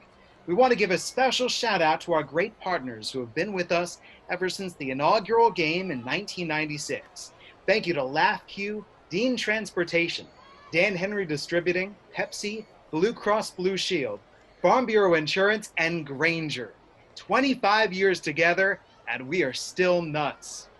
The top of the 6th inning will see Tanner Morris, PK Morris, and Spencer Horwitz coming up to home plate for the Lugnuts, but they'll take on a new pitcher. Adam now into the game, a right-hander for West Michigan. It is Zach Sheppard, the former position player. Yeah, unique story for Sheppard, the right-hander, 6'3", 200 pounds. And the 24-year-old, as you mentioned, used to be an infielder. He spent 3 seasons already in West Michigan, 2015, 17, and 18 as an infielder. Last year was his first in the Tigers organization as a pitcher. And he had a really nice season for Connecticut with an ERA under 3 through 13 games. So now they'll bring him up to the single-A level for the first time in West Michigan as a pitcher in his 4th season with the Whitecaps now. And he throws to the left-handed batting DH Tanner Morris. First offering, popped him up on the left side. Over goes Nick Cantana in front of shortstop Wenzel Perez. And the Whitecaps third baseman makes the catch fading toward the mound. 1 pitch and 1 down for the Whitecaps reliever. Final line for the West Michigan starter Carlos Guzman. He went 5 innings. He allowed 6 hits and 2 runs, both of them unearned. He walked nobody, and he struck out 1, and he would be in line for a hard luck loss right now. 2 key errors in the top of the 3rd inning. The first by the third baseman Cantana, the second by the second baseman Chrysler. And that has allowed the only runs to be scored in this game. RBIs knocked in by Will Robertson with a double and Phillip Clark with a double, but those errors opened up the door. 1 out and nobody on. Top of the 6th inning with a 2-0 Lugnuts lead. And Zach Sheppard throws to the left-handed batting PK Morris, the Lugnuts first baseman. First offering. Morris swings, lines a base hit into left center field. Jarecki to his left cuts it off in the alleyway. Whirls gets it in. Morris around first, and he hangs tight there with a single. A 1-out single for PK going oppo. And he's now 2 for 3 tonight. Well, Jesse, you talked about at the beginning of this broadcast, who are we looking forward to? It was the Morrises at 6 and 7. No relation between Tanner and PK, but how about the lefty in the 7-hole? PK Morris now with 2 hits in his 3 at-bats to open up his Lugnuts 2020 season. Brings up Spencer Horwitz. PK Morris at first base again. Plays there defensively, finding his way there offensively. 2-0 the Lugnuts with the lead and a 1-out potential rally in the top of the 6th. Spencer Horwitz waits. The righty Sheppard out of the stretch. Lets it fly. Curveball. Called strike 1. Adam, I went back and I looked up Zach Sheppard's pitching numbers. Last year was his first full year as a converted pitcher, and he'd started off the year as a hitter. He had finished up his hitting career, and it was time to change positions. But the Lugnuts saw him as a pitcher before last year. Sheppard throws to Horwitz. Another curve. Taken for a called strike 2 at the knees on the outside corner. 78 miles an hour according to the stadium gun. Go back to April the 28th.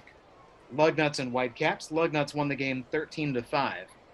Zach Sheppard came on to throw the 9th inning, position player pitching. Casey Clemens took him yard. An 0-2 pitch here to Horwitz, on its way.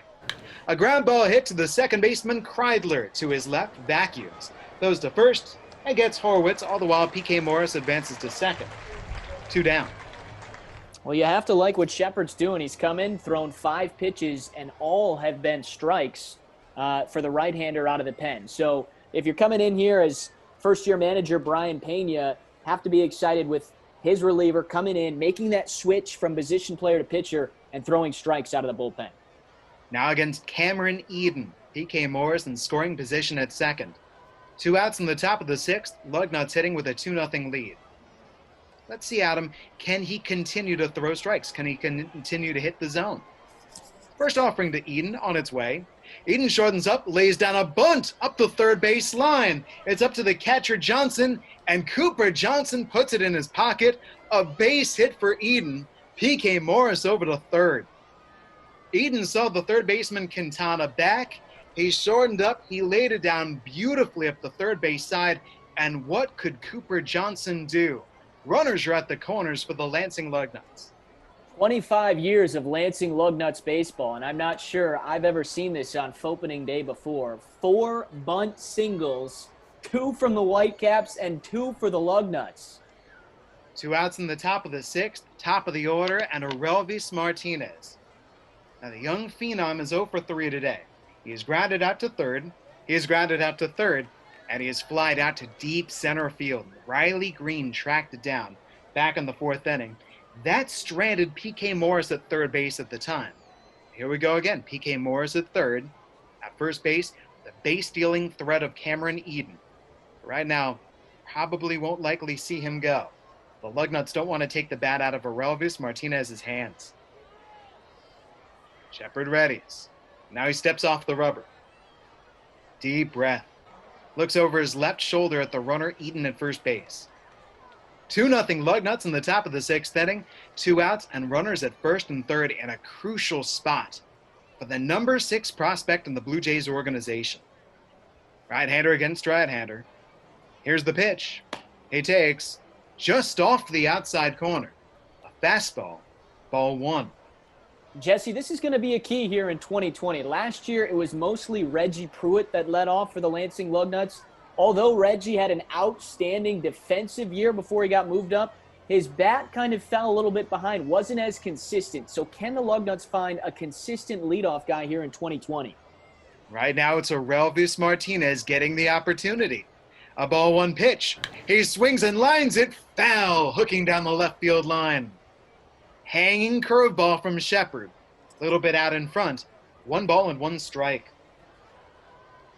It is Leonardo Jimenez waiting on deck. And Adam, as we look down to the bullpen, Noswell Paulino is warming up for the Lugnuts, so it looks like Kloffenstein's day is done.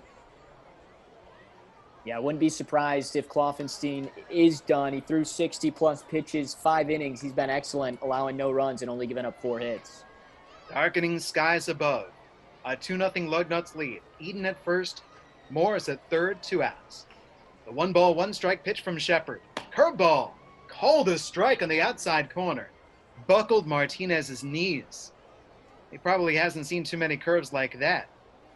Yeah, and I don't think he liked that call very much, Jesse. He kind of had an extra long stare for Hector Cuellar, the home plate umpire, thinking that one may have been just a touch low. 1 ball and 2 strikes. Martinez back in. Glares out to the mound. Sheppard has his sign. Here it comes. Plateward with the pitch. Another curve taken for a cold strike 3 on the outside corner, and Martinez is down watching. Frozen by back-to-back curves, and Adam, I don't think he liked that call either. The Lugnuts strand runners at the corners following 2 hits in the top of the 6th. They do not score. 5.5 complete from Fifth Third Ballpark. It is the Lugnuts 2, the Whitecaps nothing. Dan Hasty and Mike Coleman have the call for the bottom half. You are listening to Fauxpening Day, presented by Fifth Third Bank. To the bottom of the 6th inning we go. Before the Lugnuts come to bat, let's take a moment, and we'll be right back for these words from Centennial Securities. Caps have some work to do. They trail 2-0. They've been out-hit by Lansing 6-4. And as they trail, they will send Holton, Cantana, and Alfonso to face a new pitcher. But before we get to the new pitcher for the Lugnuts, let's bring back the voice of the West Michigan Whitecaps. That's Dan Hasty. Well, I tell you what, it is good to be back in the Gordon Food Service broadcast booth. Thank you very much, MC. Caps bats have been as cold as the weather. 39 degrees at first pitch, and the Whitecaps trail this one by a score of 2-0. It'll be Jake Holton to start things off. And before he does, we'll tell you about the new pitcher, the lefty out of the bullpen to face the Whitecaps first baseman. It's the 20-year-old, actually soon-to-be 20-year-old, Noswell Paulino. It's a milk means more call to the bullpen for the Lansing Lugnuts. And one of those lefties that they have a plethora of out of this Lugnuts bullpen for Paulino, the 19-year-old from San Cristobal, Dominican Republic, spent his 2019 campaign with Bluefield in Rookie League Baseball. 1-1 with a 4.05 ERA. He did have 5 starts, 11 appearances, 48 hits in 40 innings, almost 4 walks per 9. And almost 8 strikeouts per 9 innings for this diminutive left-hander. So now it's Holton to lead us off. He actually dropped down a bunt single back in the first inning. It's been one of the bizarre trends of the Fauxpening Day festivities here this evening as the first pitch to Holton. Swung a line off Paulino, got him in the ankle. It rolls towards third. Martinez comes in, bare hands and throws to first. He got him for out number 1. What a play, a head on a swivel move by Orelvis Martinez on a liner out to the pitcher Paulino. It's 1 down for the Whitecaps. Boy, they couldn't catch a break on that liner off the bat of their first baseman. No, an inadvertent assist from Paulino, but Martinez, another good play. He's been solid at the hot corner today, but showing off that rocket arm. So now, before Nick Cantana comes to the plate, we'll pause 10 seconds so our stations can identify themselves here on Fauxpening Day, presented by Fifth Third Bank. Back here in West Michigan, it's Fauxpening Day. 2-0 Lugnuts here in the bottom half of the 6th. Hiro Yoshimoto, the trainer for the Lansing Lugnuts, out to check things out with Noswell Paulino, who took that nasty line drive off of his ankle, and an unbelievable play by Martinez at third for the first out here in the 6th inning. Also, before we go into Cantana at the plate, as they continue to check on him, we wanted to express our condolences to Mr. Tiger. The Detroit Tigers franchise icon Al Kaline passed away earlier this week at the age of 85. So sad to see Mr. Tiger pass away here this week. And of course, there's so many memories when it comes to Tigers baseball. And MC, I know that you have some for the fans, for everybody that worked within Detroit Tigers baseball. If you didn't know who Al Kaline was, you were not a Tigers fan. It really starts with Al Kaline. Well, it certainly does. And I remember back when I was a younger man and reading a baseball book about comings and goings in Major League Baseball. And they talked about Kaline, and a young pitcher on the mound wasn't getting what he felt were the calls, and the home plate umpire said to the pitcher, he said, "Young man, Mr. Kaline will let you know if it's a strike by depositing it off the right field wall." Brings up Nick Cantana. First pitch to him is a fastball inside. 1 ball and no strikes. I have one memory of Al Kaline. Caps trail it here 2-0 here in the bottom of the 6th inning. Just looking for any kind of rally here against what's been a very good performance by the Lugnuts pitching staff today. We'll give you Kloffenstein's final line in just a moment, as the 1-0 pitch is a fastball in the dirt. 2 balls and no strikes on Nick Cantana. Kloffenstein's numbers are really good. 5 innings, 4 hits, no runs, a walk, and a strikeout. He also hit a batter. He is in line to get the victory unless the Caps can rally here in the late innings. Next pitch to Cantana. Fastball down the middle. Called a strike, 2 balls, 1 strike. I remember the first time I had a chance to do Detroit Tigers spring training down in Lakeland. And I remember talking to Jim Price about the game that was to come the next day. And there was a horrible weather forecast. It was 100% chance of thunderstorms as the 2-1 pitch is swung on and fouled straight back. 2 balls and 2 strikes on Cantana. And I remember saying to Jim Price jokingly, "Hey, do me a favor for tomorrow. Talk to the baseball gods. Give me at least a decent weather forecast between the hours of like 1 and 4 p.m. And he said, "I will see what I can do." So the very next thing that happened is the 2-2 pitch is fouled straight back again. 2 balls, 2 strikes on Nick Cantana. 2-0 Lugnuts here in the 6th. Was about 15 minutes later, Jim Price came over to see me in the press box. And he said, "Hey, come over here. I want to show you something." And so, of course, I went with Jim Price, walked over to the home radio booth, and he said, "You said you wanted some help from the baseball gods. Here's one you can ask him yourself." And in that room was Al Kaline. And that was the chance I had to meet Al Kaline. That's beautiful. Beautiful story. 2 balls and 2 strikes on Nick Cantana as the next pitch is high. 3 balls, 2 strikes. The count runs full on the Tigers' second round pick. 2-0 Lansing on top here in West Michigan. Opening day presented by Fifth Third Bank. As the 3-2 pitch on the way to Cantana. Just inside. That was a tough take there by Nick Cantana. Ball 4. Down to first goes Cantana, and the Caps have their first base runner against Noswell Paulino. And Dan, if I can just add one more nugget to that Kaline story of yours, that did have weather that held up for you to do the broadcast, if I'm not mistaken. We did, and it was actually a game that was played under a tornado watch, and we still happened to play the game. The Tigers beat the Yankees that day, and it was certainly a day that I'll never forget. Al Kaline was gracious, as he was with so many people. Got a chance to talk to him. He wanted to talk about his grandkids, if I remember correctly. So we talked about Al's grandkids, of course, based out of Maryland. So got a chance to hear where they had gone in their lives, and just something that I'm sure we're so lucky to be in this position and to do what we do, and to be able to be with the Whitecaps, to be able to be with the Tigers. There's nothing like it. It's so special, and those are the reasons why. Eliezer Alfonso to the plate for the Whitecaps. Man at first, 1 down, 2-0. Whitecaps trail the Lansing Lugnuts here on opening day. Alfonso is the designated hitter. He is 0 for 2. A couple of pop-ups to Aroldo at second. First pitch, he squares, lays it down, third base side. Here comes Martinez, throws to first, not in time. He's safe at first. Eliezer Alfonso lays down a bunt. He can run a little bit for a catcher. Down to second goes Cantana, and the Whitecaps have runners at first and second with 1 out here in the 6th. You get a bunt, and you get a bunt. The bunt fell here on opening day, but he caught the third baseman Martinez a little bit deep, and Alfonso, with just enough legs to get to first base safely, Caps in business. It brings up Ryan Chrysler, the second baseman, who is 0 for 2. So, of course, our thoughts and well wishes go out to the Tigers organization, of course, to the family of Al Kaline, somebody who is the ambassador for Detroit Tigers baseball. Man at first, man at second. At second, it's Cantana. At first, it's Alfonso. Ryan Chrysler, the batter, looking for his first hit as a Whitecap. First pitch on the way. Pops it up.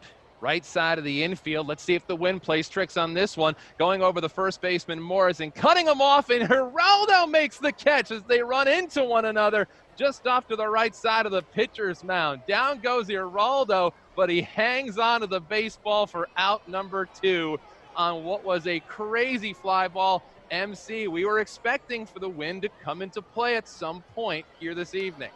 And I'm a little surprised it has not done so several times already in this game, but that one definitely danced in the wind for Aroldo, and he was able to concentrate and corral that. A nice play. It's been some solid defense by the Lugnuts here this evening.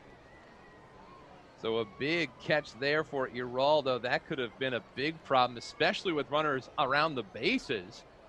So the pop-up is caught for the second out. That brings up Cooper Johnson now. 2 on, 2 outs for West Michigan. Another good scoring opportunity for the Whitecaps as Cooper Johnson, who was hit by a pitch back in the second, comes up after popping out in the 4th. First pitch from Noswell Paulino. Inside, and it got him again. First pitch inside, got him in the left thigh. Tried to turn out of the way of a 91-mile-an-hour heater by Paulino. And for the second time in this game, it is a hit by pitch, and the bases are loaded for Matt Jarecki. I would love to see our vice president and general manager Jim Jarecki's stance, pace, and look right now as he looks at his nephew with the bases loaded and a chance for the Caps to get on the board here in the 6th inning. So bases loaded, Jarecki the batter. He is 0 for 2, looking for his first base hit, and wouldn't it be a perfect time now as a member of the West Michigan Whitecaps. Caps trail it 2-0 here in the bottom of the 6th. Noswell Paulino has come on in relief, and some control has bitten Paulino. He walked Cantana before the bunt single by Eliezer Alfonso. Cooper Johnson was hit by a pitch that has loaded the bases for Matt Jarecki. First pitch is a fastball down low. 1 ball, no strikes, a count on Matt Jarecki, who was really the best hitter for the Gulf Coast League Tigers last season. A .292 hitter, 4 homers, 31 runs batted in. Next pitch, fastball up high. 2 balls, no strikes on the Whitecaps' 23-year-old outfielder in Matt Jarecki. He's drafted by the Tigers in the 37th round of the 2018 draft. Should get a good pitch to hit. Of course, Paulino has no interest in going to 3 balls and no strikes on Jarecki with the bases loaded here in the 6th. Caps trail at 2-0, and there are 2 outs. Jarecki at the plate, the number 9 hitter for the Caps, the 2-0.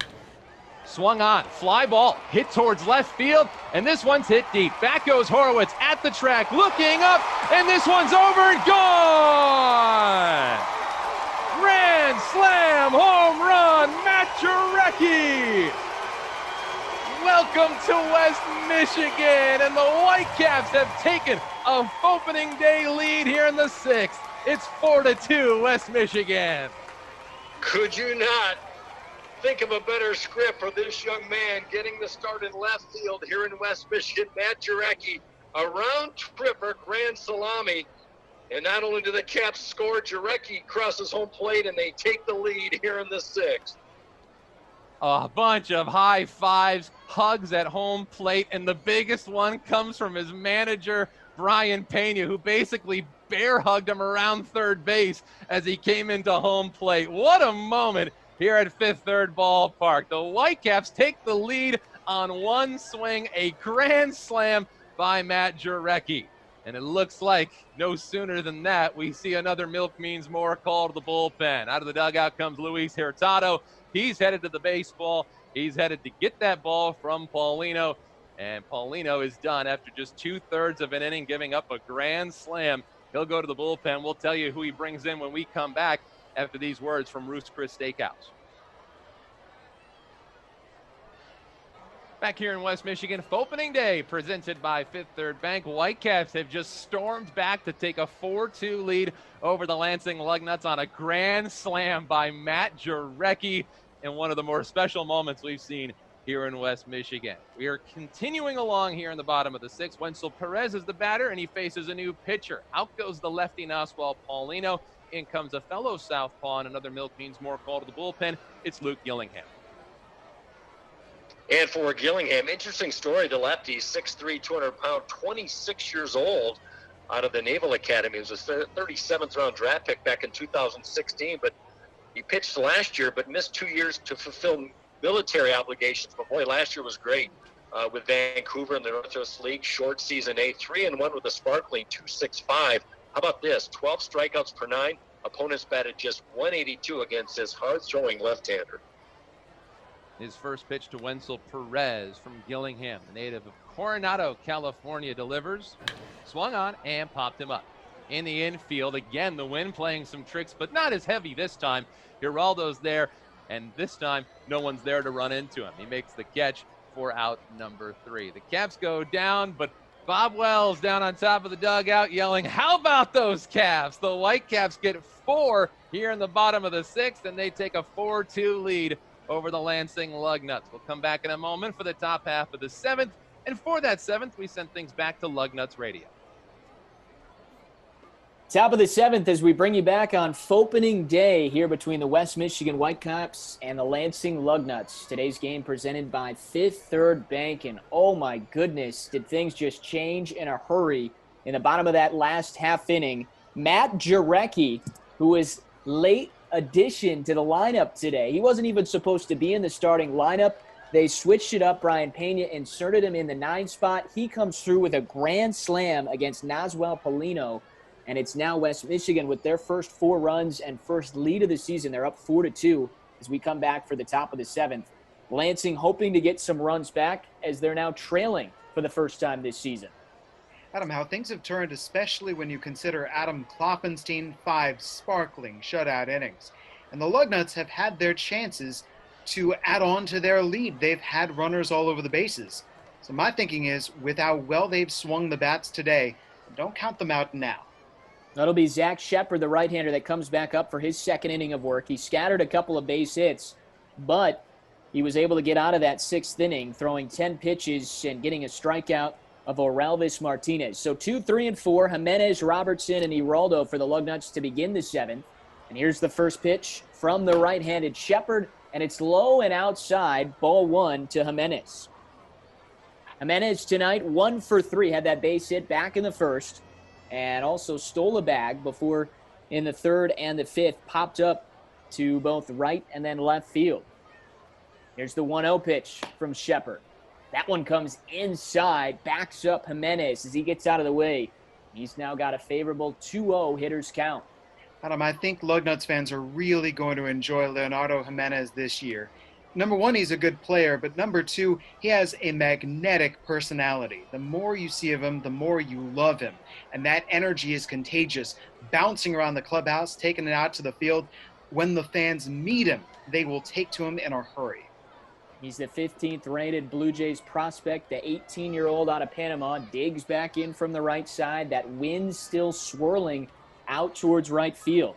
Jimenez with that backhand up, holding up the stop sign as he digs in with that back cleat. Now he eyes in and stares at Sheppard. Zach Sheppard working from the windup.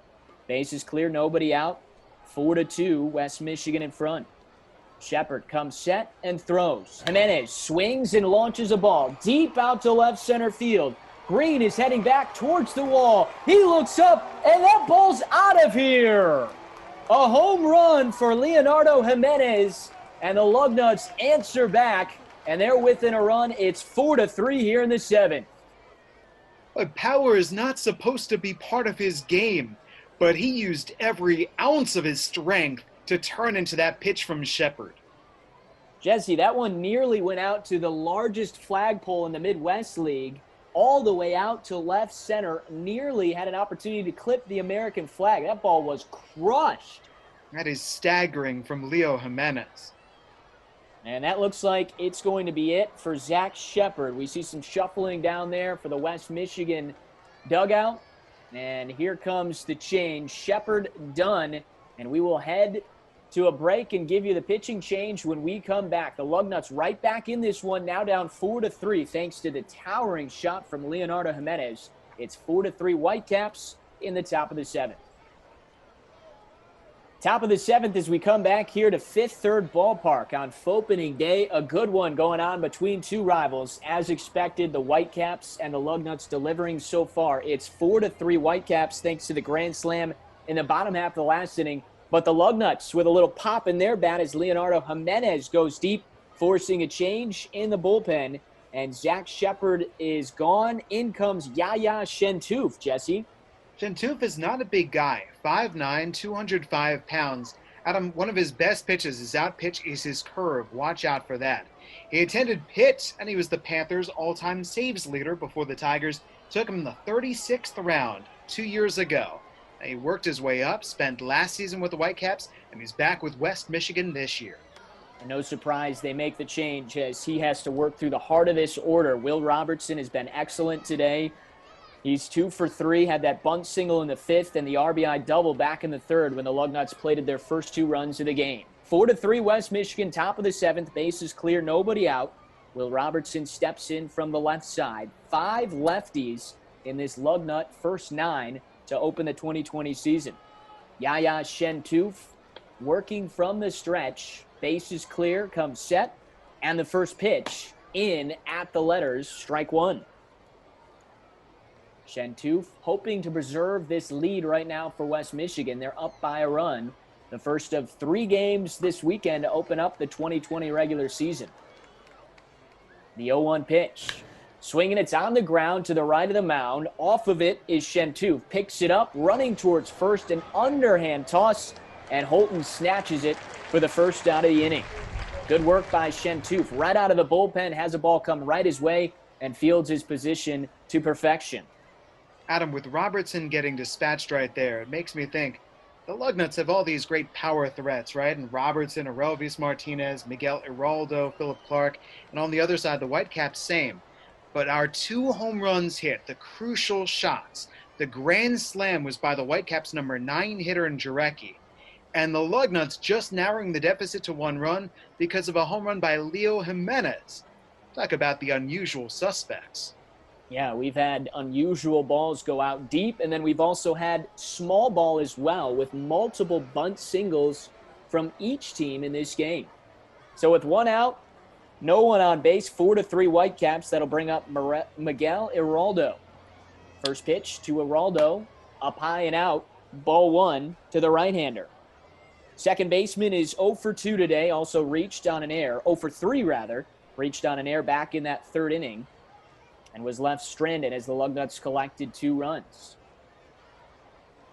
Shentoof comes set and delivers the pitch. Another one wide, 2 balls and no strikes. Wind still howling as we've now gone a little bit chillier, working into the 7th inning, down to around 35 degrees on this opening night of Midwest League action here in 2020. The 2-0 pitch from Shentoof. Hit on the ground by Aroldo, over to short. Perez shuffles to his right, sets his feet, fires to Holton, and there's the second out of this 7th inning. Roll that one over. You had mentioned the wind howling. The colder it gets, the more a batter, number one, doesn't want to get jammed on a pitch, so you're swinging early. And number two, you don't necessarily follow your hitting disciplines. I think we'll see Aroldo when the weather gets nice and warmer. He'll use the whole field. Right there, that's an easy out for the Whitecaps D. So now 2 outs with the bases clear as Yaya Shentoof is coming to take over for Zach Sheppard. Sheppard going an inning, giving up 3 hits, the home run to Leonardo Jimenez, and also a strikeout in limited action, just 13 pitches. So now it brings up Phillip Clark. He's had an excellent opening night for the Lugnuts. 2 for 3, a couple of extra base hits, triple in the second, and an RBI double in the third before flying out in the 5th.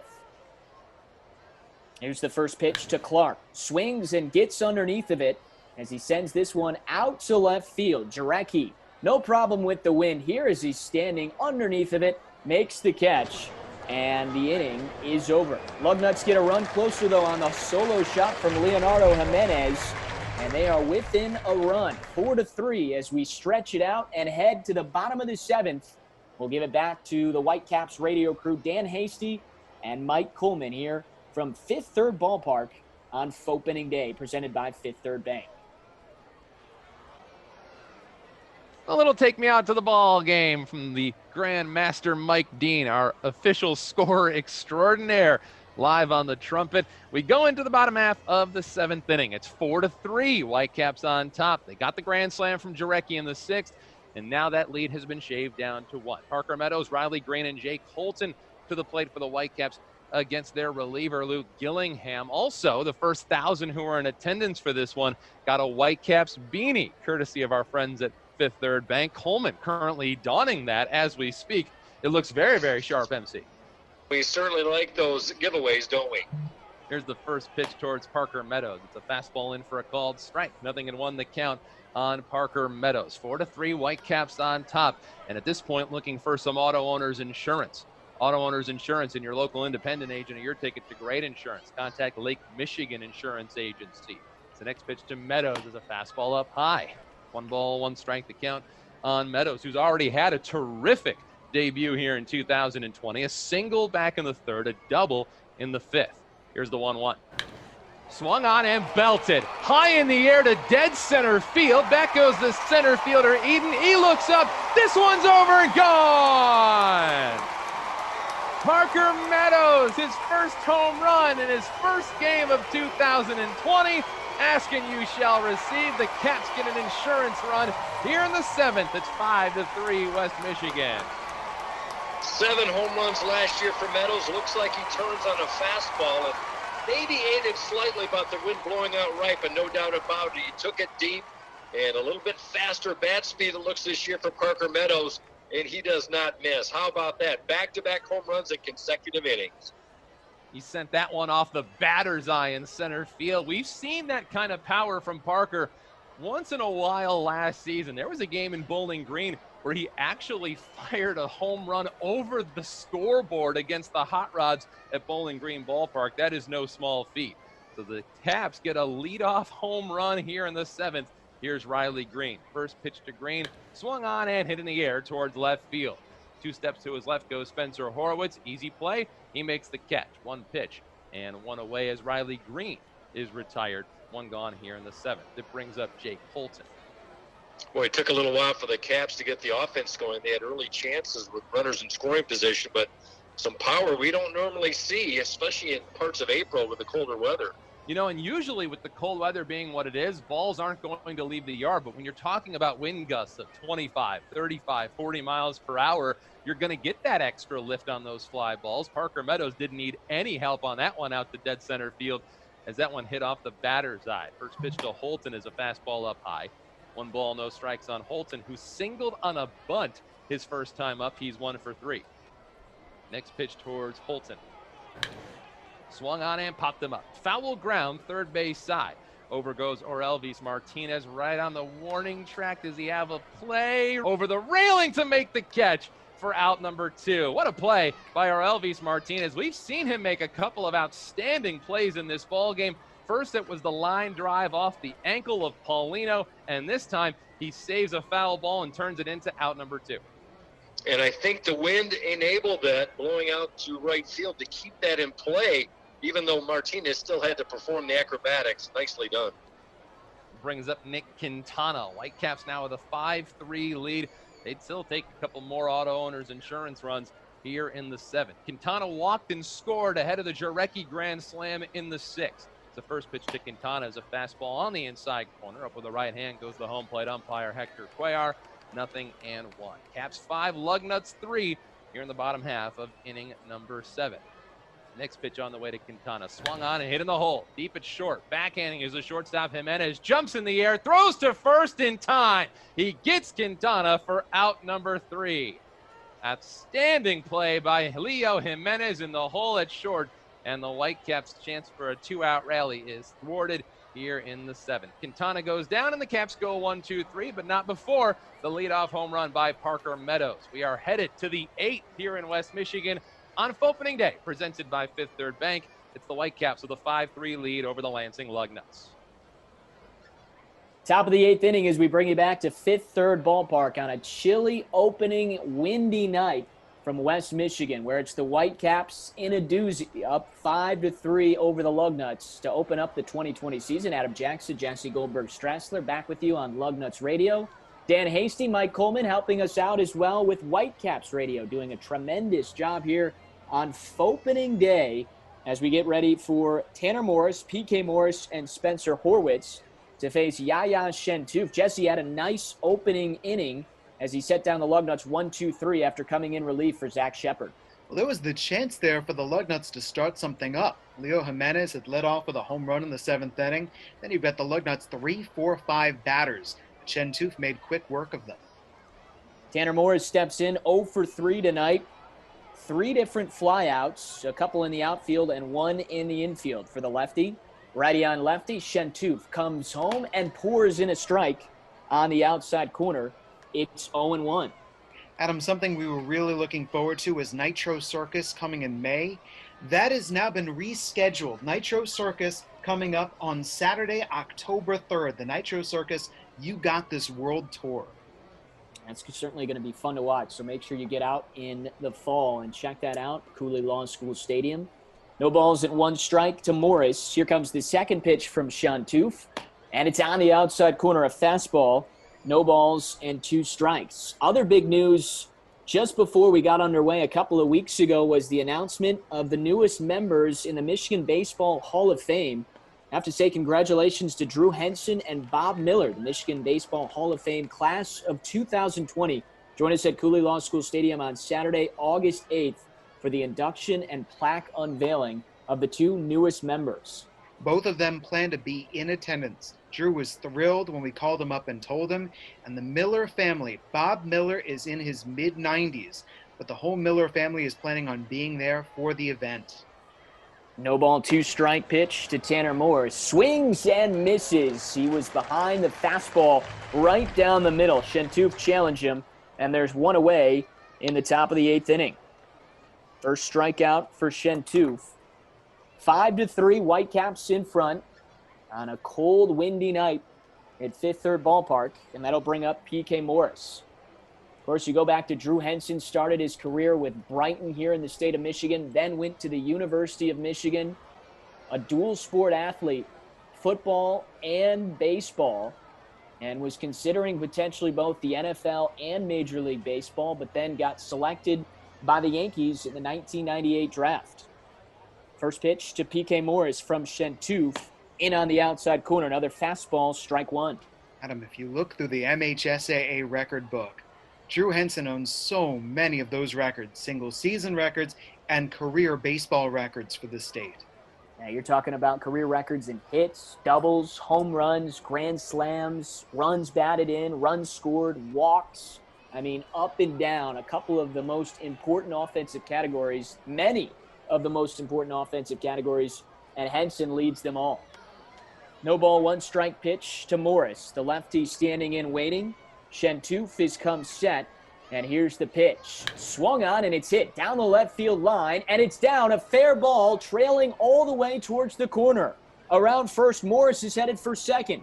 Jarecki trying to find the ball, and Morris will try for three. Jarecki picks it up, throws into third. It's late, and in safely is Morris. It's the second triple for the Lugnuts tonight, and they've got a man on with one out in this eighth inning. Well, first, Adam, begin with the disciplined hitting of PK Morris to take it to the opposite field, and then the aggressive base running, challenging the Whitecaps, led by Jarecki in left field. Stop me from taking that extra base. He's got the Lugnuts in business. That's now the fifth extra base hit for the Lansing Lugnuts. They've had a couple of doubles, a couple of triples, and maybe a couple home runs. Certainly would be nice to get one here, as that would tie the score. The Lugnuts trailing 5-3, a runner on third with one out in the bottom, or the top of the eighth inning, rather. And that'll bring up the 8-hitter, Spencer Horwitz. Horwitz today is 0 for 3, looking to reach for the first time. He's hit the ball on the ground a couple of times over to the second baseman, Ryan Kreidler. See if he can potentially push one through here and get the Lugnuts another run closer. Shentoof comes set. And the first pitch slides in low and inside. There was that curveball from Shentoof, and he missed 1-0. That's big, because now he's going to have to come back with a fastball. And his fastball is not an intimidating pitch. He has to use it to hit the corners rather than let the batter, let's say, attack it. Spencer Horwitz steps back in from that left side. Shentoof, the right-hander, eyeing over at PK Morris, the third baseman. Lugnuts down 5-3 here. Horwitz waiting from the left side. Shentoof set, and the pitch. Horwitz squares, and he sends one down the third baseline. Another bunt coming in. Cantana, he's got it. Fields, and he throws wildly over the head of Holton. The run scores. Holton able to go over to get the ball quick enough, though, that Horwitz has to stay at first. But another bunt put down, and the Lugnuts take advantage of another Whitecap error. Yeah, this is going to be an interesting call by the official scorer. You said error. I think Cantana's got an excellent chance to make this play, and he just did not execute. And there is the scoring up on the board. Cantana is hit with the air. An E5. Jesse, that's the second error on the third baseman tonight. And you consider, you mentioned all of the extra base hits for the Lugnuts in this game, and yet it's been the defense of the Whitecaps that has allowed the Lugnuts to score their runs. Yaya Shentoof did what he needed to there. A bunt put down. Cantana had an opportunity to play it and couldn't come up with the throw, and the Lugnuts able to answer back after the home run from Parker Meadows in that seventh inning. 5-4, only one out in the top of the eighth, and it's now Cameron Eden to face the right-hander, Yaya Shentoof. Eden steps in 1 for 3 this evening. He had a bunt single back in the sixth. The first pitch to the right-hander, down low in the dirt. Nice stop by Johnson, and it's ball one. Adam, I look back to his stats with Cal, that in 50 games, Cameron Eden had 73 base hits. And he didn't show that kind of bat last year with Vancouver. But he has the capability to be a pure line drive hitter.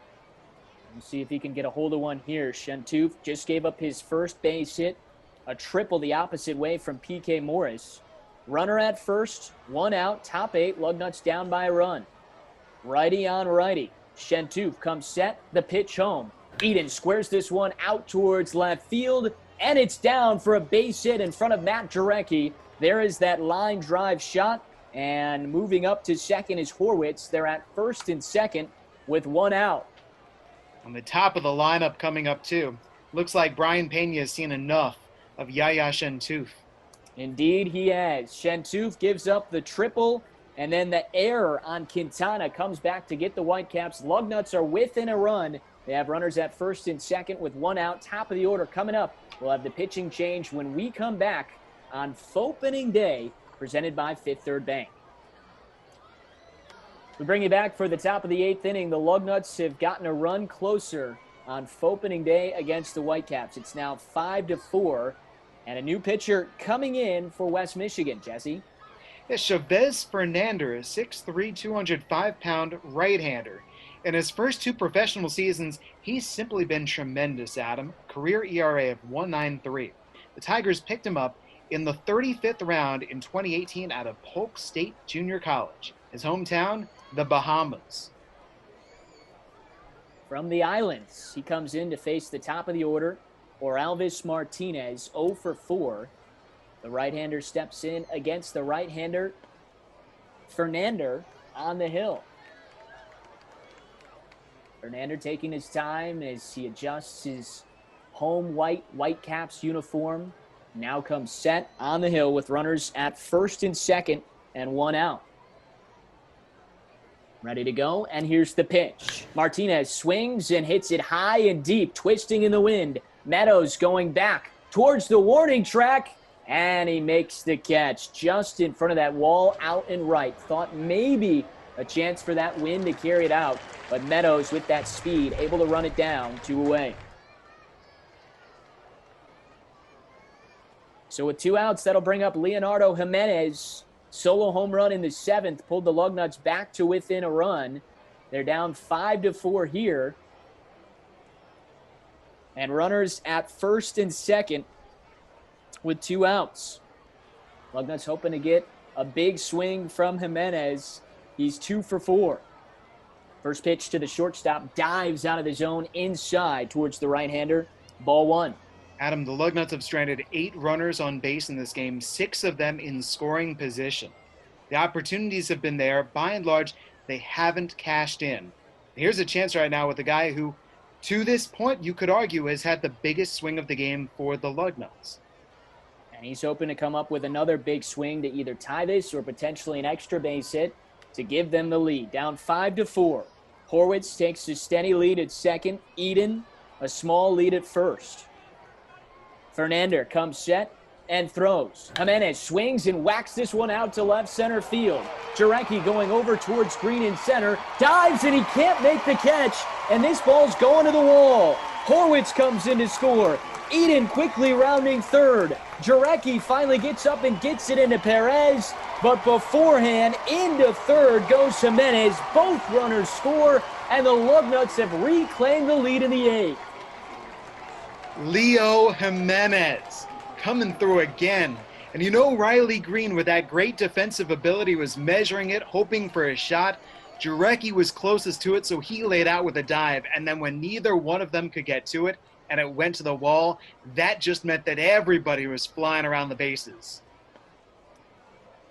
And Jarecki, even laying out, was quicker to get to the ball, get up, found a way to get to that and get it in. But before that, Jimenez gets to third. 2 more driven in. He's got 3 RBI on the night. And the Lugnuts, in a back-and-forth game, are up again. This time it's 6-5. The 18-year-old out of Panama.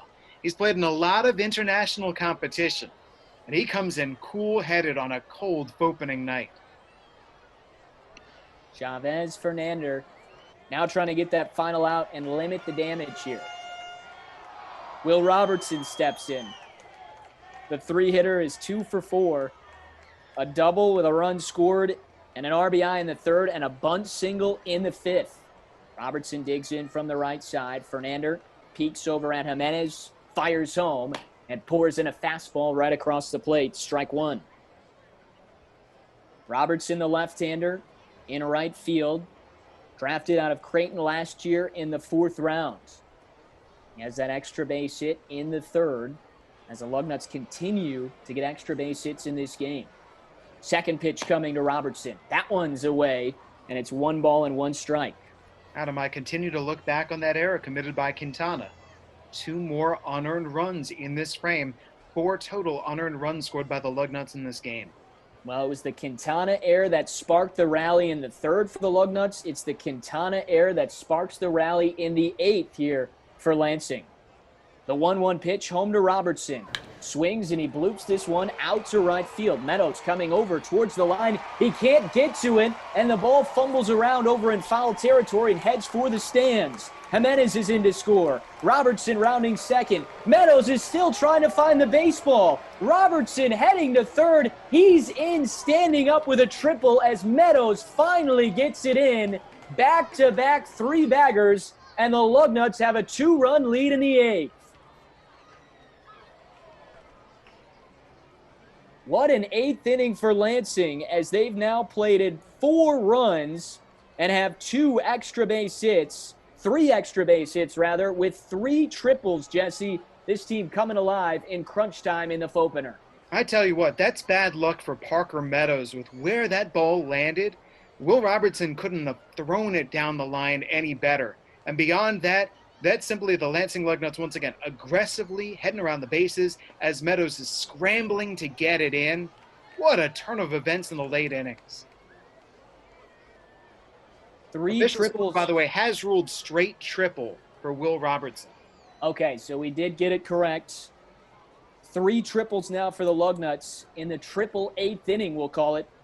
Jimenez, Robertson, and Morris all with big swings, and Lansing has found a way here to reclaim the lead, up 7-5. Now it's Miguel Aroldo's turn. 0 for 4 on the night, an error back in the third. Here comes the first pitch to the right-hander. Dives inside. It's ball 1. I mean, we were into the bottom of the 6th inning with 2 outs, and this was a 2-0 game. We have seen 10 runs scored total since then. Yeah, it has been back and forth. Lugnuts took that lead in the third, 2-0. Then West Michigan, a grand slam and a solo shot in the 6th and the 7th. Lugnuts getting a run in the 7th. They've come back with 4 here in the 8th. Here comes the 1-0 pitch. That dives inside. 2 balls and no strikes. 7-5 Lansing. Miguel Aroldo is up, the cleanup batter. Chavez Fernando trying to get out of this inning. He comes set. Aroldo looking at him as he gets ready. Fernando to throw. Looks over at third base at Robertson. Comes home. Aroldo squares to bunt. It's a safety squeeze. Coming home is Aroldo. It's fielded by Fernando down the third base line. Turns, guns to first. Just gets Aroldo at first base. What a play by Chavez Fernando coming through on another bunt effort by the Lugnuts. And they'll have to settle for 4 runs in the 8th. They hit 3 triples, 4 hits in all, and plate 4. It's now Lansing 7, West Michigan 5, as we head to the bottom of the 8th on Fauxpening Day, presented by Fifth Third Bank. Back here in West Michigan, we go to the bottom of the 8th. Boy, the Caps, who had a 5-3 lead, the bullpen runs into a roadblock. 4 runs in the top half of this inning for Lansing, and all of a sudden the Caps, who were down 2-0 for the majority of this game, find themselves in another 2-run deficit. Another Milk Means More call to the bullpen for the Lansing Lugnuts to face Eliezer Alfonso. The Lugnuts are going to the righty. It's Parker Crazy. Crazy, 21st round draft pick out of Ole Miss in 2019 by the Blue Jays, and kind of a mixed bag for Crazy. Hard throwing, sturdy right-hander. Went 29 2/3 innings, 25 hits, but the walks of concern, almost 6 per 9, but 11 strikeouts per 9 stands out. 2-4 record, 3.03 with the Vancouver Canadians. He'll start things off with Eliezer Alfonso here in the bottom of the 8th, and all of a sudden the Caps looking for a little late inning magic as the first pitch to Alfonso. Squares to bunt, pulls back. It's down low.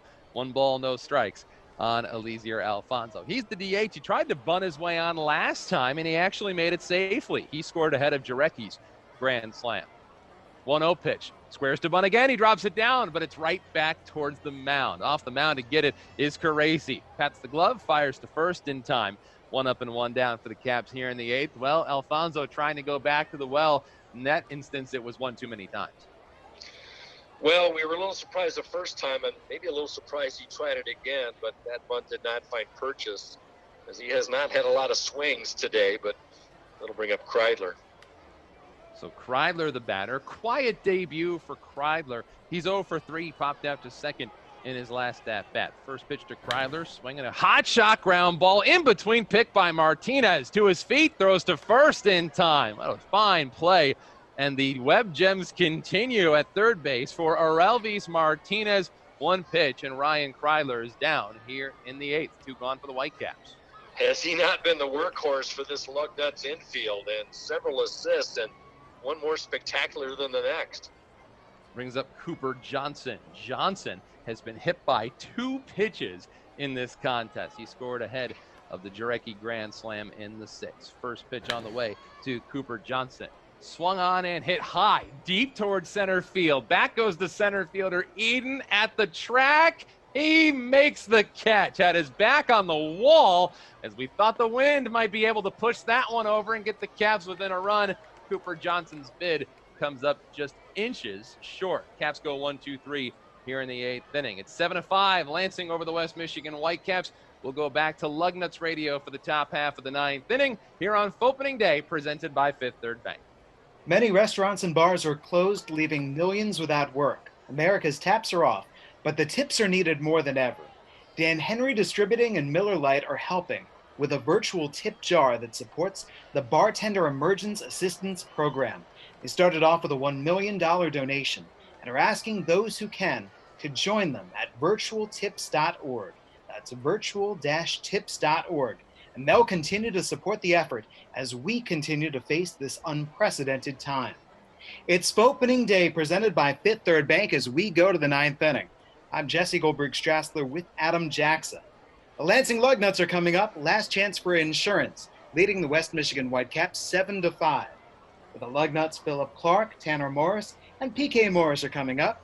And Adam, they'll take on a new reliever, and the right-hander, Austin Anderson.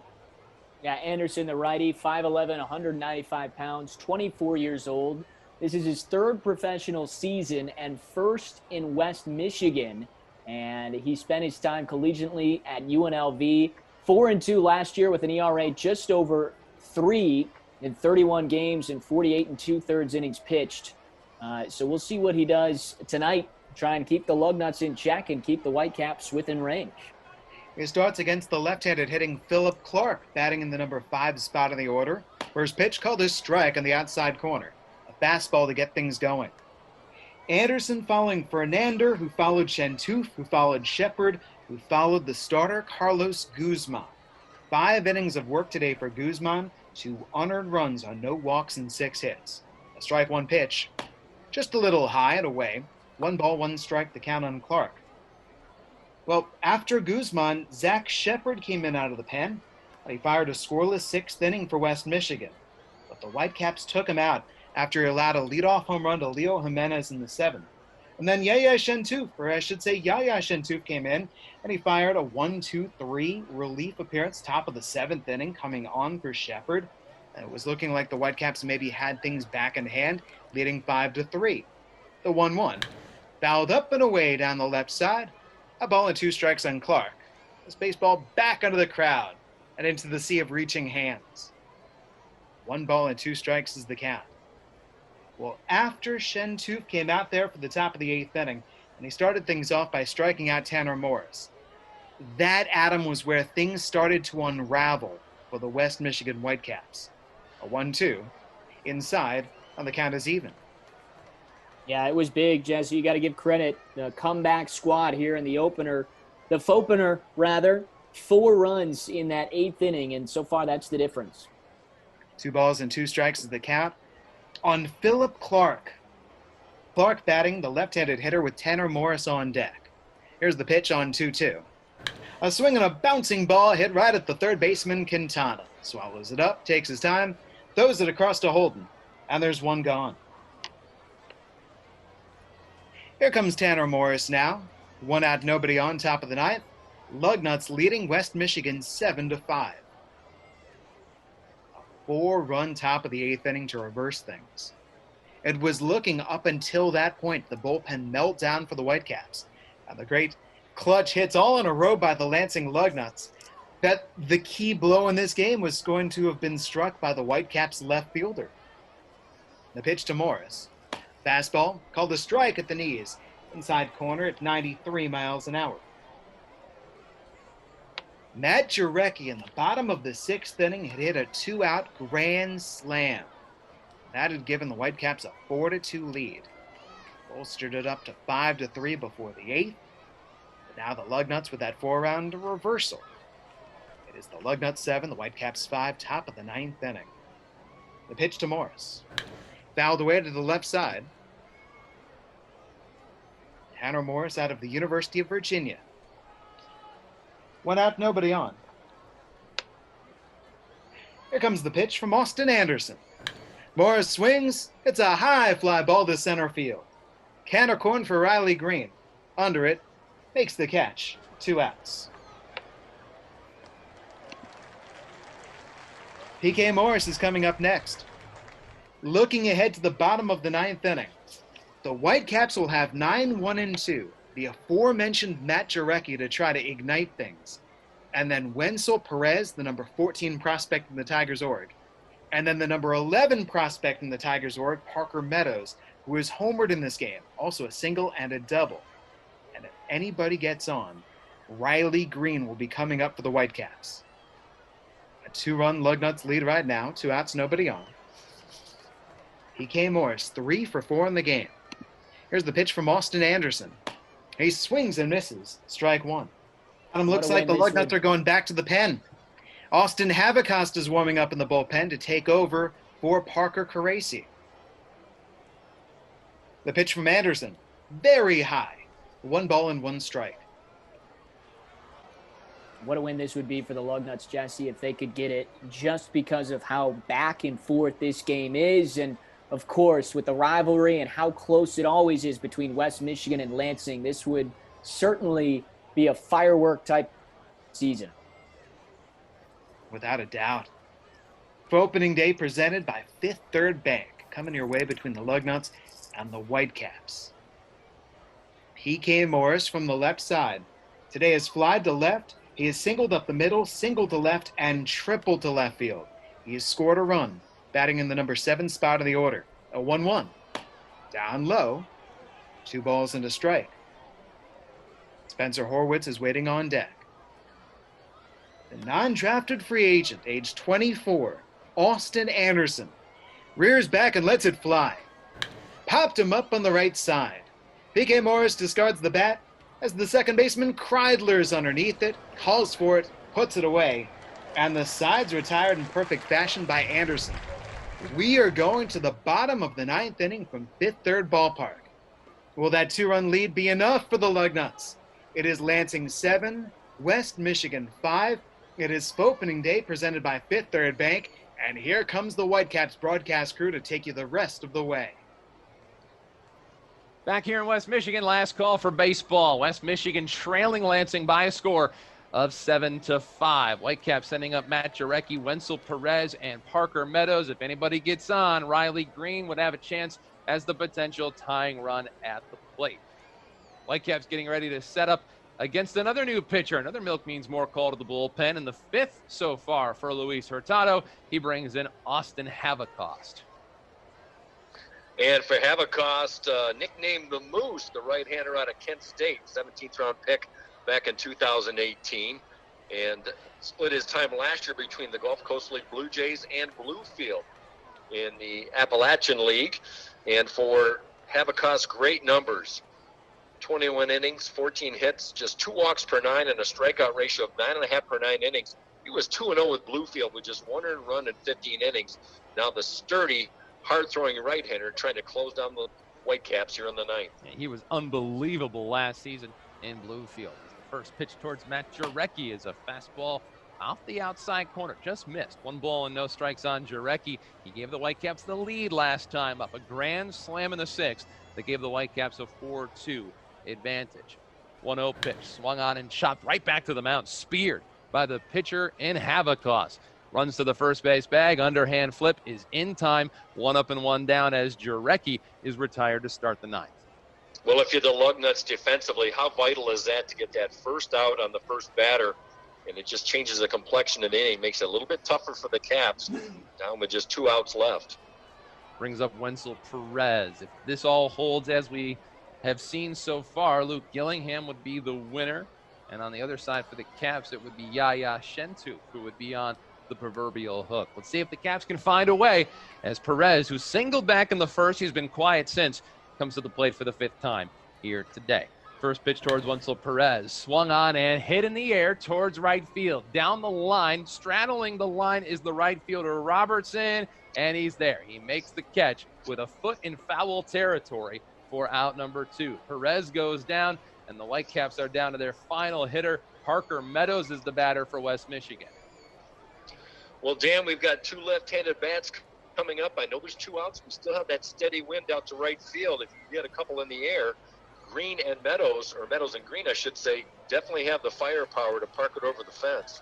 And Perez got the ball up into that wind. You thought for a moment it's still blowing out there pretty heavily, but unfortunately not heavy enough to help Perez get that one over the fence. Here's Parker Meadows. Caps have actually gone 9 up, 9 down if you go all the way back to that home run by Meadows back in the 7th. So right now at the plate, Meadows trying to find a way here to keep this one going for West Michigan. The first pitch from Havocos. Fastball in the inside corner, called a strike. 0-1. Don't forget, after this ball game goes final, we'll have our post-game show. We'll give you the final totals. We'll also look at our play of the game and our player of the game here this evening for Fauxpening Day. Meadows has been terrific. 3 for 4 at the plate. A home run his last time up at the time gave the Caps a 5-3 lead. Next pitch to Meadows. Swung on, hit high in the air down the left field line. Chasing it is Horowitz in the corner. He reaches up, he makes the catch, and he bangs into the wall for out number 3. The Lugnuts, with dramatic sequences to end this contest, have secured the final out, and the Lansing Lugnuts have rallied to defeat the West Michigan Whitecaps by a final score of 7-5. Well, we see a lot of the Lansing offense kicking into the later innings. We saw a lot of that last year as Lansing took 11 of 17 games, and they pick up where they left off from 2019 with a Fauxpening Day win here on the road. And that brings us to Whitecaps post-game. Dan Hasty, Mike Holman alongside as the Whitecaps end up on the short end of a 7-5 decision at the hands of the Lansing Lugnuts. We'll hear from Lugnuts Radio, Jesse Goldberg, Strassler, and Adam Jacksa in just a little bit. But the Whitecaps, MC, they had their opportunities, but with a couple of errors in this contest, those really seemed to cost them.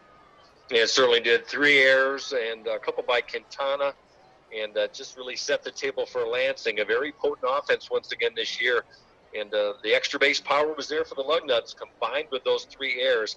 That's a recipe for a win for Lansing for sure. You look at the pitching side, the win in this game goes to Luke Gillingham. He gave up the solo home run to Meadows. And I guess for the Whitecaps side of the coin, of course, to see Parker Meadows get off to the start he got off to, that's an encouraging sign on many levels. Well, it is, because there's a lot of expectations for this prospect for the Tigers organization, and Meadows had some things to work on in the offseason. He made good contact today. He was good in the field, and obviously a double and a home run shows that the power is developing for this youngster from the left side.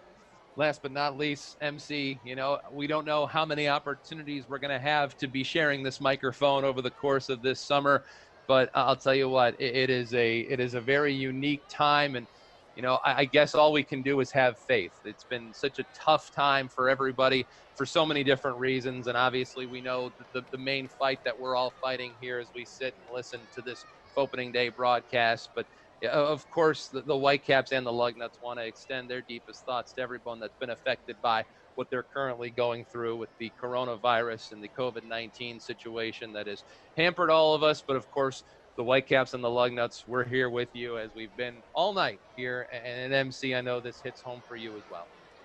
Well, it certainly does, and just bringing the broadcast to everyone, hopefully they'll get some enjoyment, maybe a hint of positive things to come. But I've been completely amazed by the spirit of our neighborhood and our city, and I'm sure Jesse and Adam too, with Lansing and the state of Michigan entirely, as we all battle this together, and hopefully good things to come down the road very, very soon.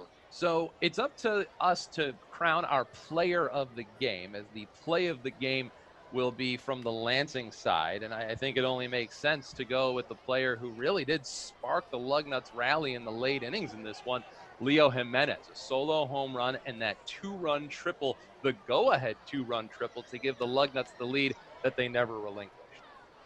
Well, I think it's a fantastic choice because Jimenez, he's a multi-tool player, but the thing that really lacked by Jimenez coming in was his power.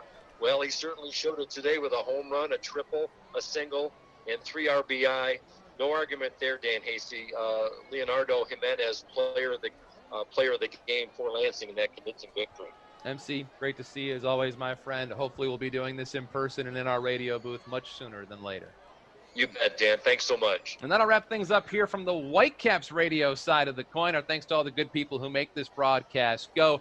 We'll be back with you for Whitecaps baseball, hopefully as soon as we possibly can. Of course, everyone's going through it right now. We are here for you. We are here with you. And hopefully we'll have some good news and we'll have Whitecaps baseball before you know it. For my broadcast partner, Mike Coleman, and for Nate Wangler, my name is Dan Hasty. We now send things over to Lansing Lugnuts Radio, which I'm assuming is a very happy radio booth. Jesse Goldberg, Strassler, and Adam Jackson.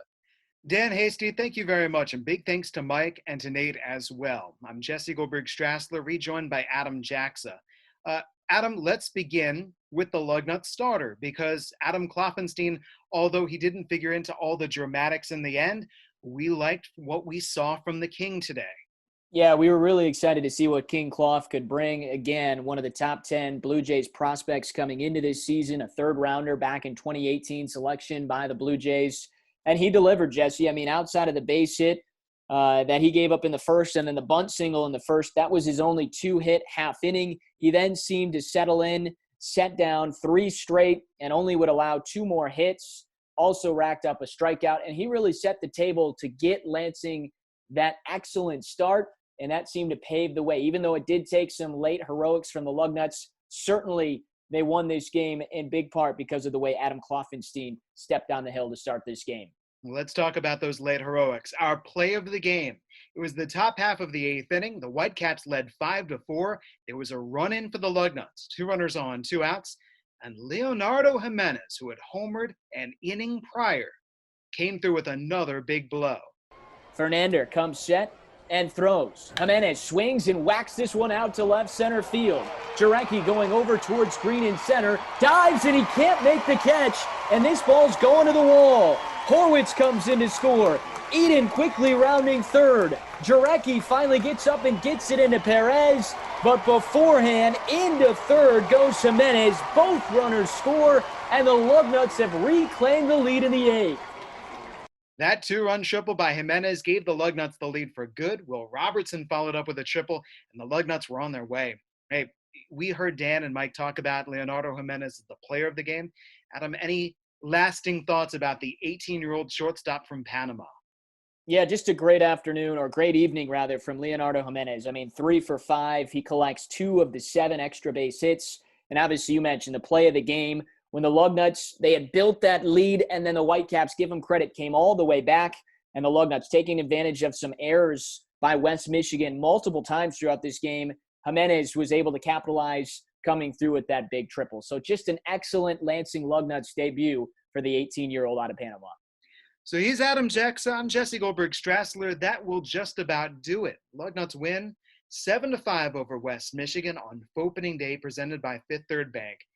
This being an unprecedented circumstance. There is no actual baseball right now. But Dan Hasty and I partnered up to say, you know what, everyone else is doing what they can do. Us being baseball broadcasters at the very least, right, Dan, we could broadcast a game. And, you know, I think our hope was that at some point throughout the last couple of hours as you've been listening, that you've been able to forget about everything else that's going on in our daily lives. We have certainly more than enough on our plate to deal with right now. And that this is what baseball has always been, right? It's always been an escape. It's a way to leave everything at home and to just for a little while go somewhere else, not just physically, but also in your mind. And that's what we're here to do. So, even if it was for just a fleeting moment, we hope you enjoyed it. And it was something that I know that I had an absolute riot with. I thought this was great. I wish the result would have been a little bit different for West Michigan, but you got a couple of highlights, couple of home runs. And again, you got the feel of the anticipation, that feeling that baseball brings to you, even if we're simply watching a couple of dice roll on a screen to figure out what outcomes our team has. And how crazy was it that a grand slam was hit in the 6th inning, by the way? But to see everything come together the way it did, and I'm just very grateful that we got this opportunity, and we hope you enjoyed it as well. We're in 4 different spots. We are all sheltering in place. We salute everybody who's essential, everybody who's giving of their time, who's endangering themselves. Huge, huge thanks. And I know this hits Dan very close to home when it comes to medical personnel. We thank you, and we wait on deck for baseball to return. Yeah, absolutely, Jesse. And again, that's right. My wife, Angelina, she works in the emergency room in downtown Grand Rapids over at Spectrum Butterworth Hospital. And she's also 23 weeks pregnant. So there's certainly some other variables at play. And so we can ask if you can keep her and, of course, our family in your thoughts. But of course, everyone has something that they're thinking about right now. Of course, everyone has a loved one somewhere. And there are so many different people who are working within the medical system. And we wanted to give them a shout out as well, because it's those people on the front lines who are risking their lives to protect others' lives. That means so much to us. And of course, we're in eternal debt to the people that are risking it all right now to make sure that the rest of us can continue to stay safe. So again, much respect and much love to the people who are acting on the front lines of this entire situation. And our thoughts are with you, our prayers are with you, and we could not wait to celebrate with you when all this passes. That ends our night of faux baseball. For the Lugnuts broadcast crew of Adam Jacksa, I'm Jesse Goldberg-Strassler. Dan, you can wrap things up. Thanks, Jesse. Again, appreciate you listening for this one. Again, the Whitecaps fall by a final score of 7-5 here on Fauxpening Day here on Whitecaps Radio, presented by Fifth Third Bank. Our thanks to the Lansing Lugnuts broadcast crew as well. We'll catch you next time, hopefully in person at Fifth Third Ballpark. Final score, Whitecaps fall by a score of 7-5 to the Lansing Lugnuts. Until next time, so long, everybody.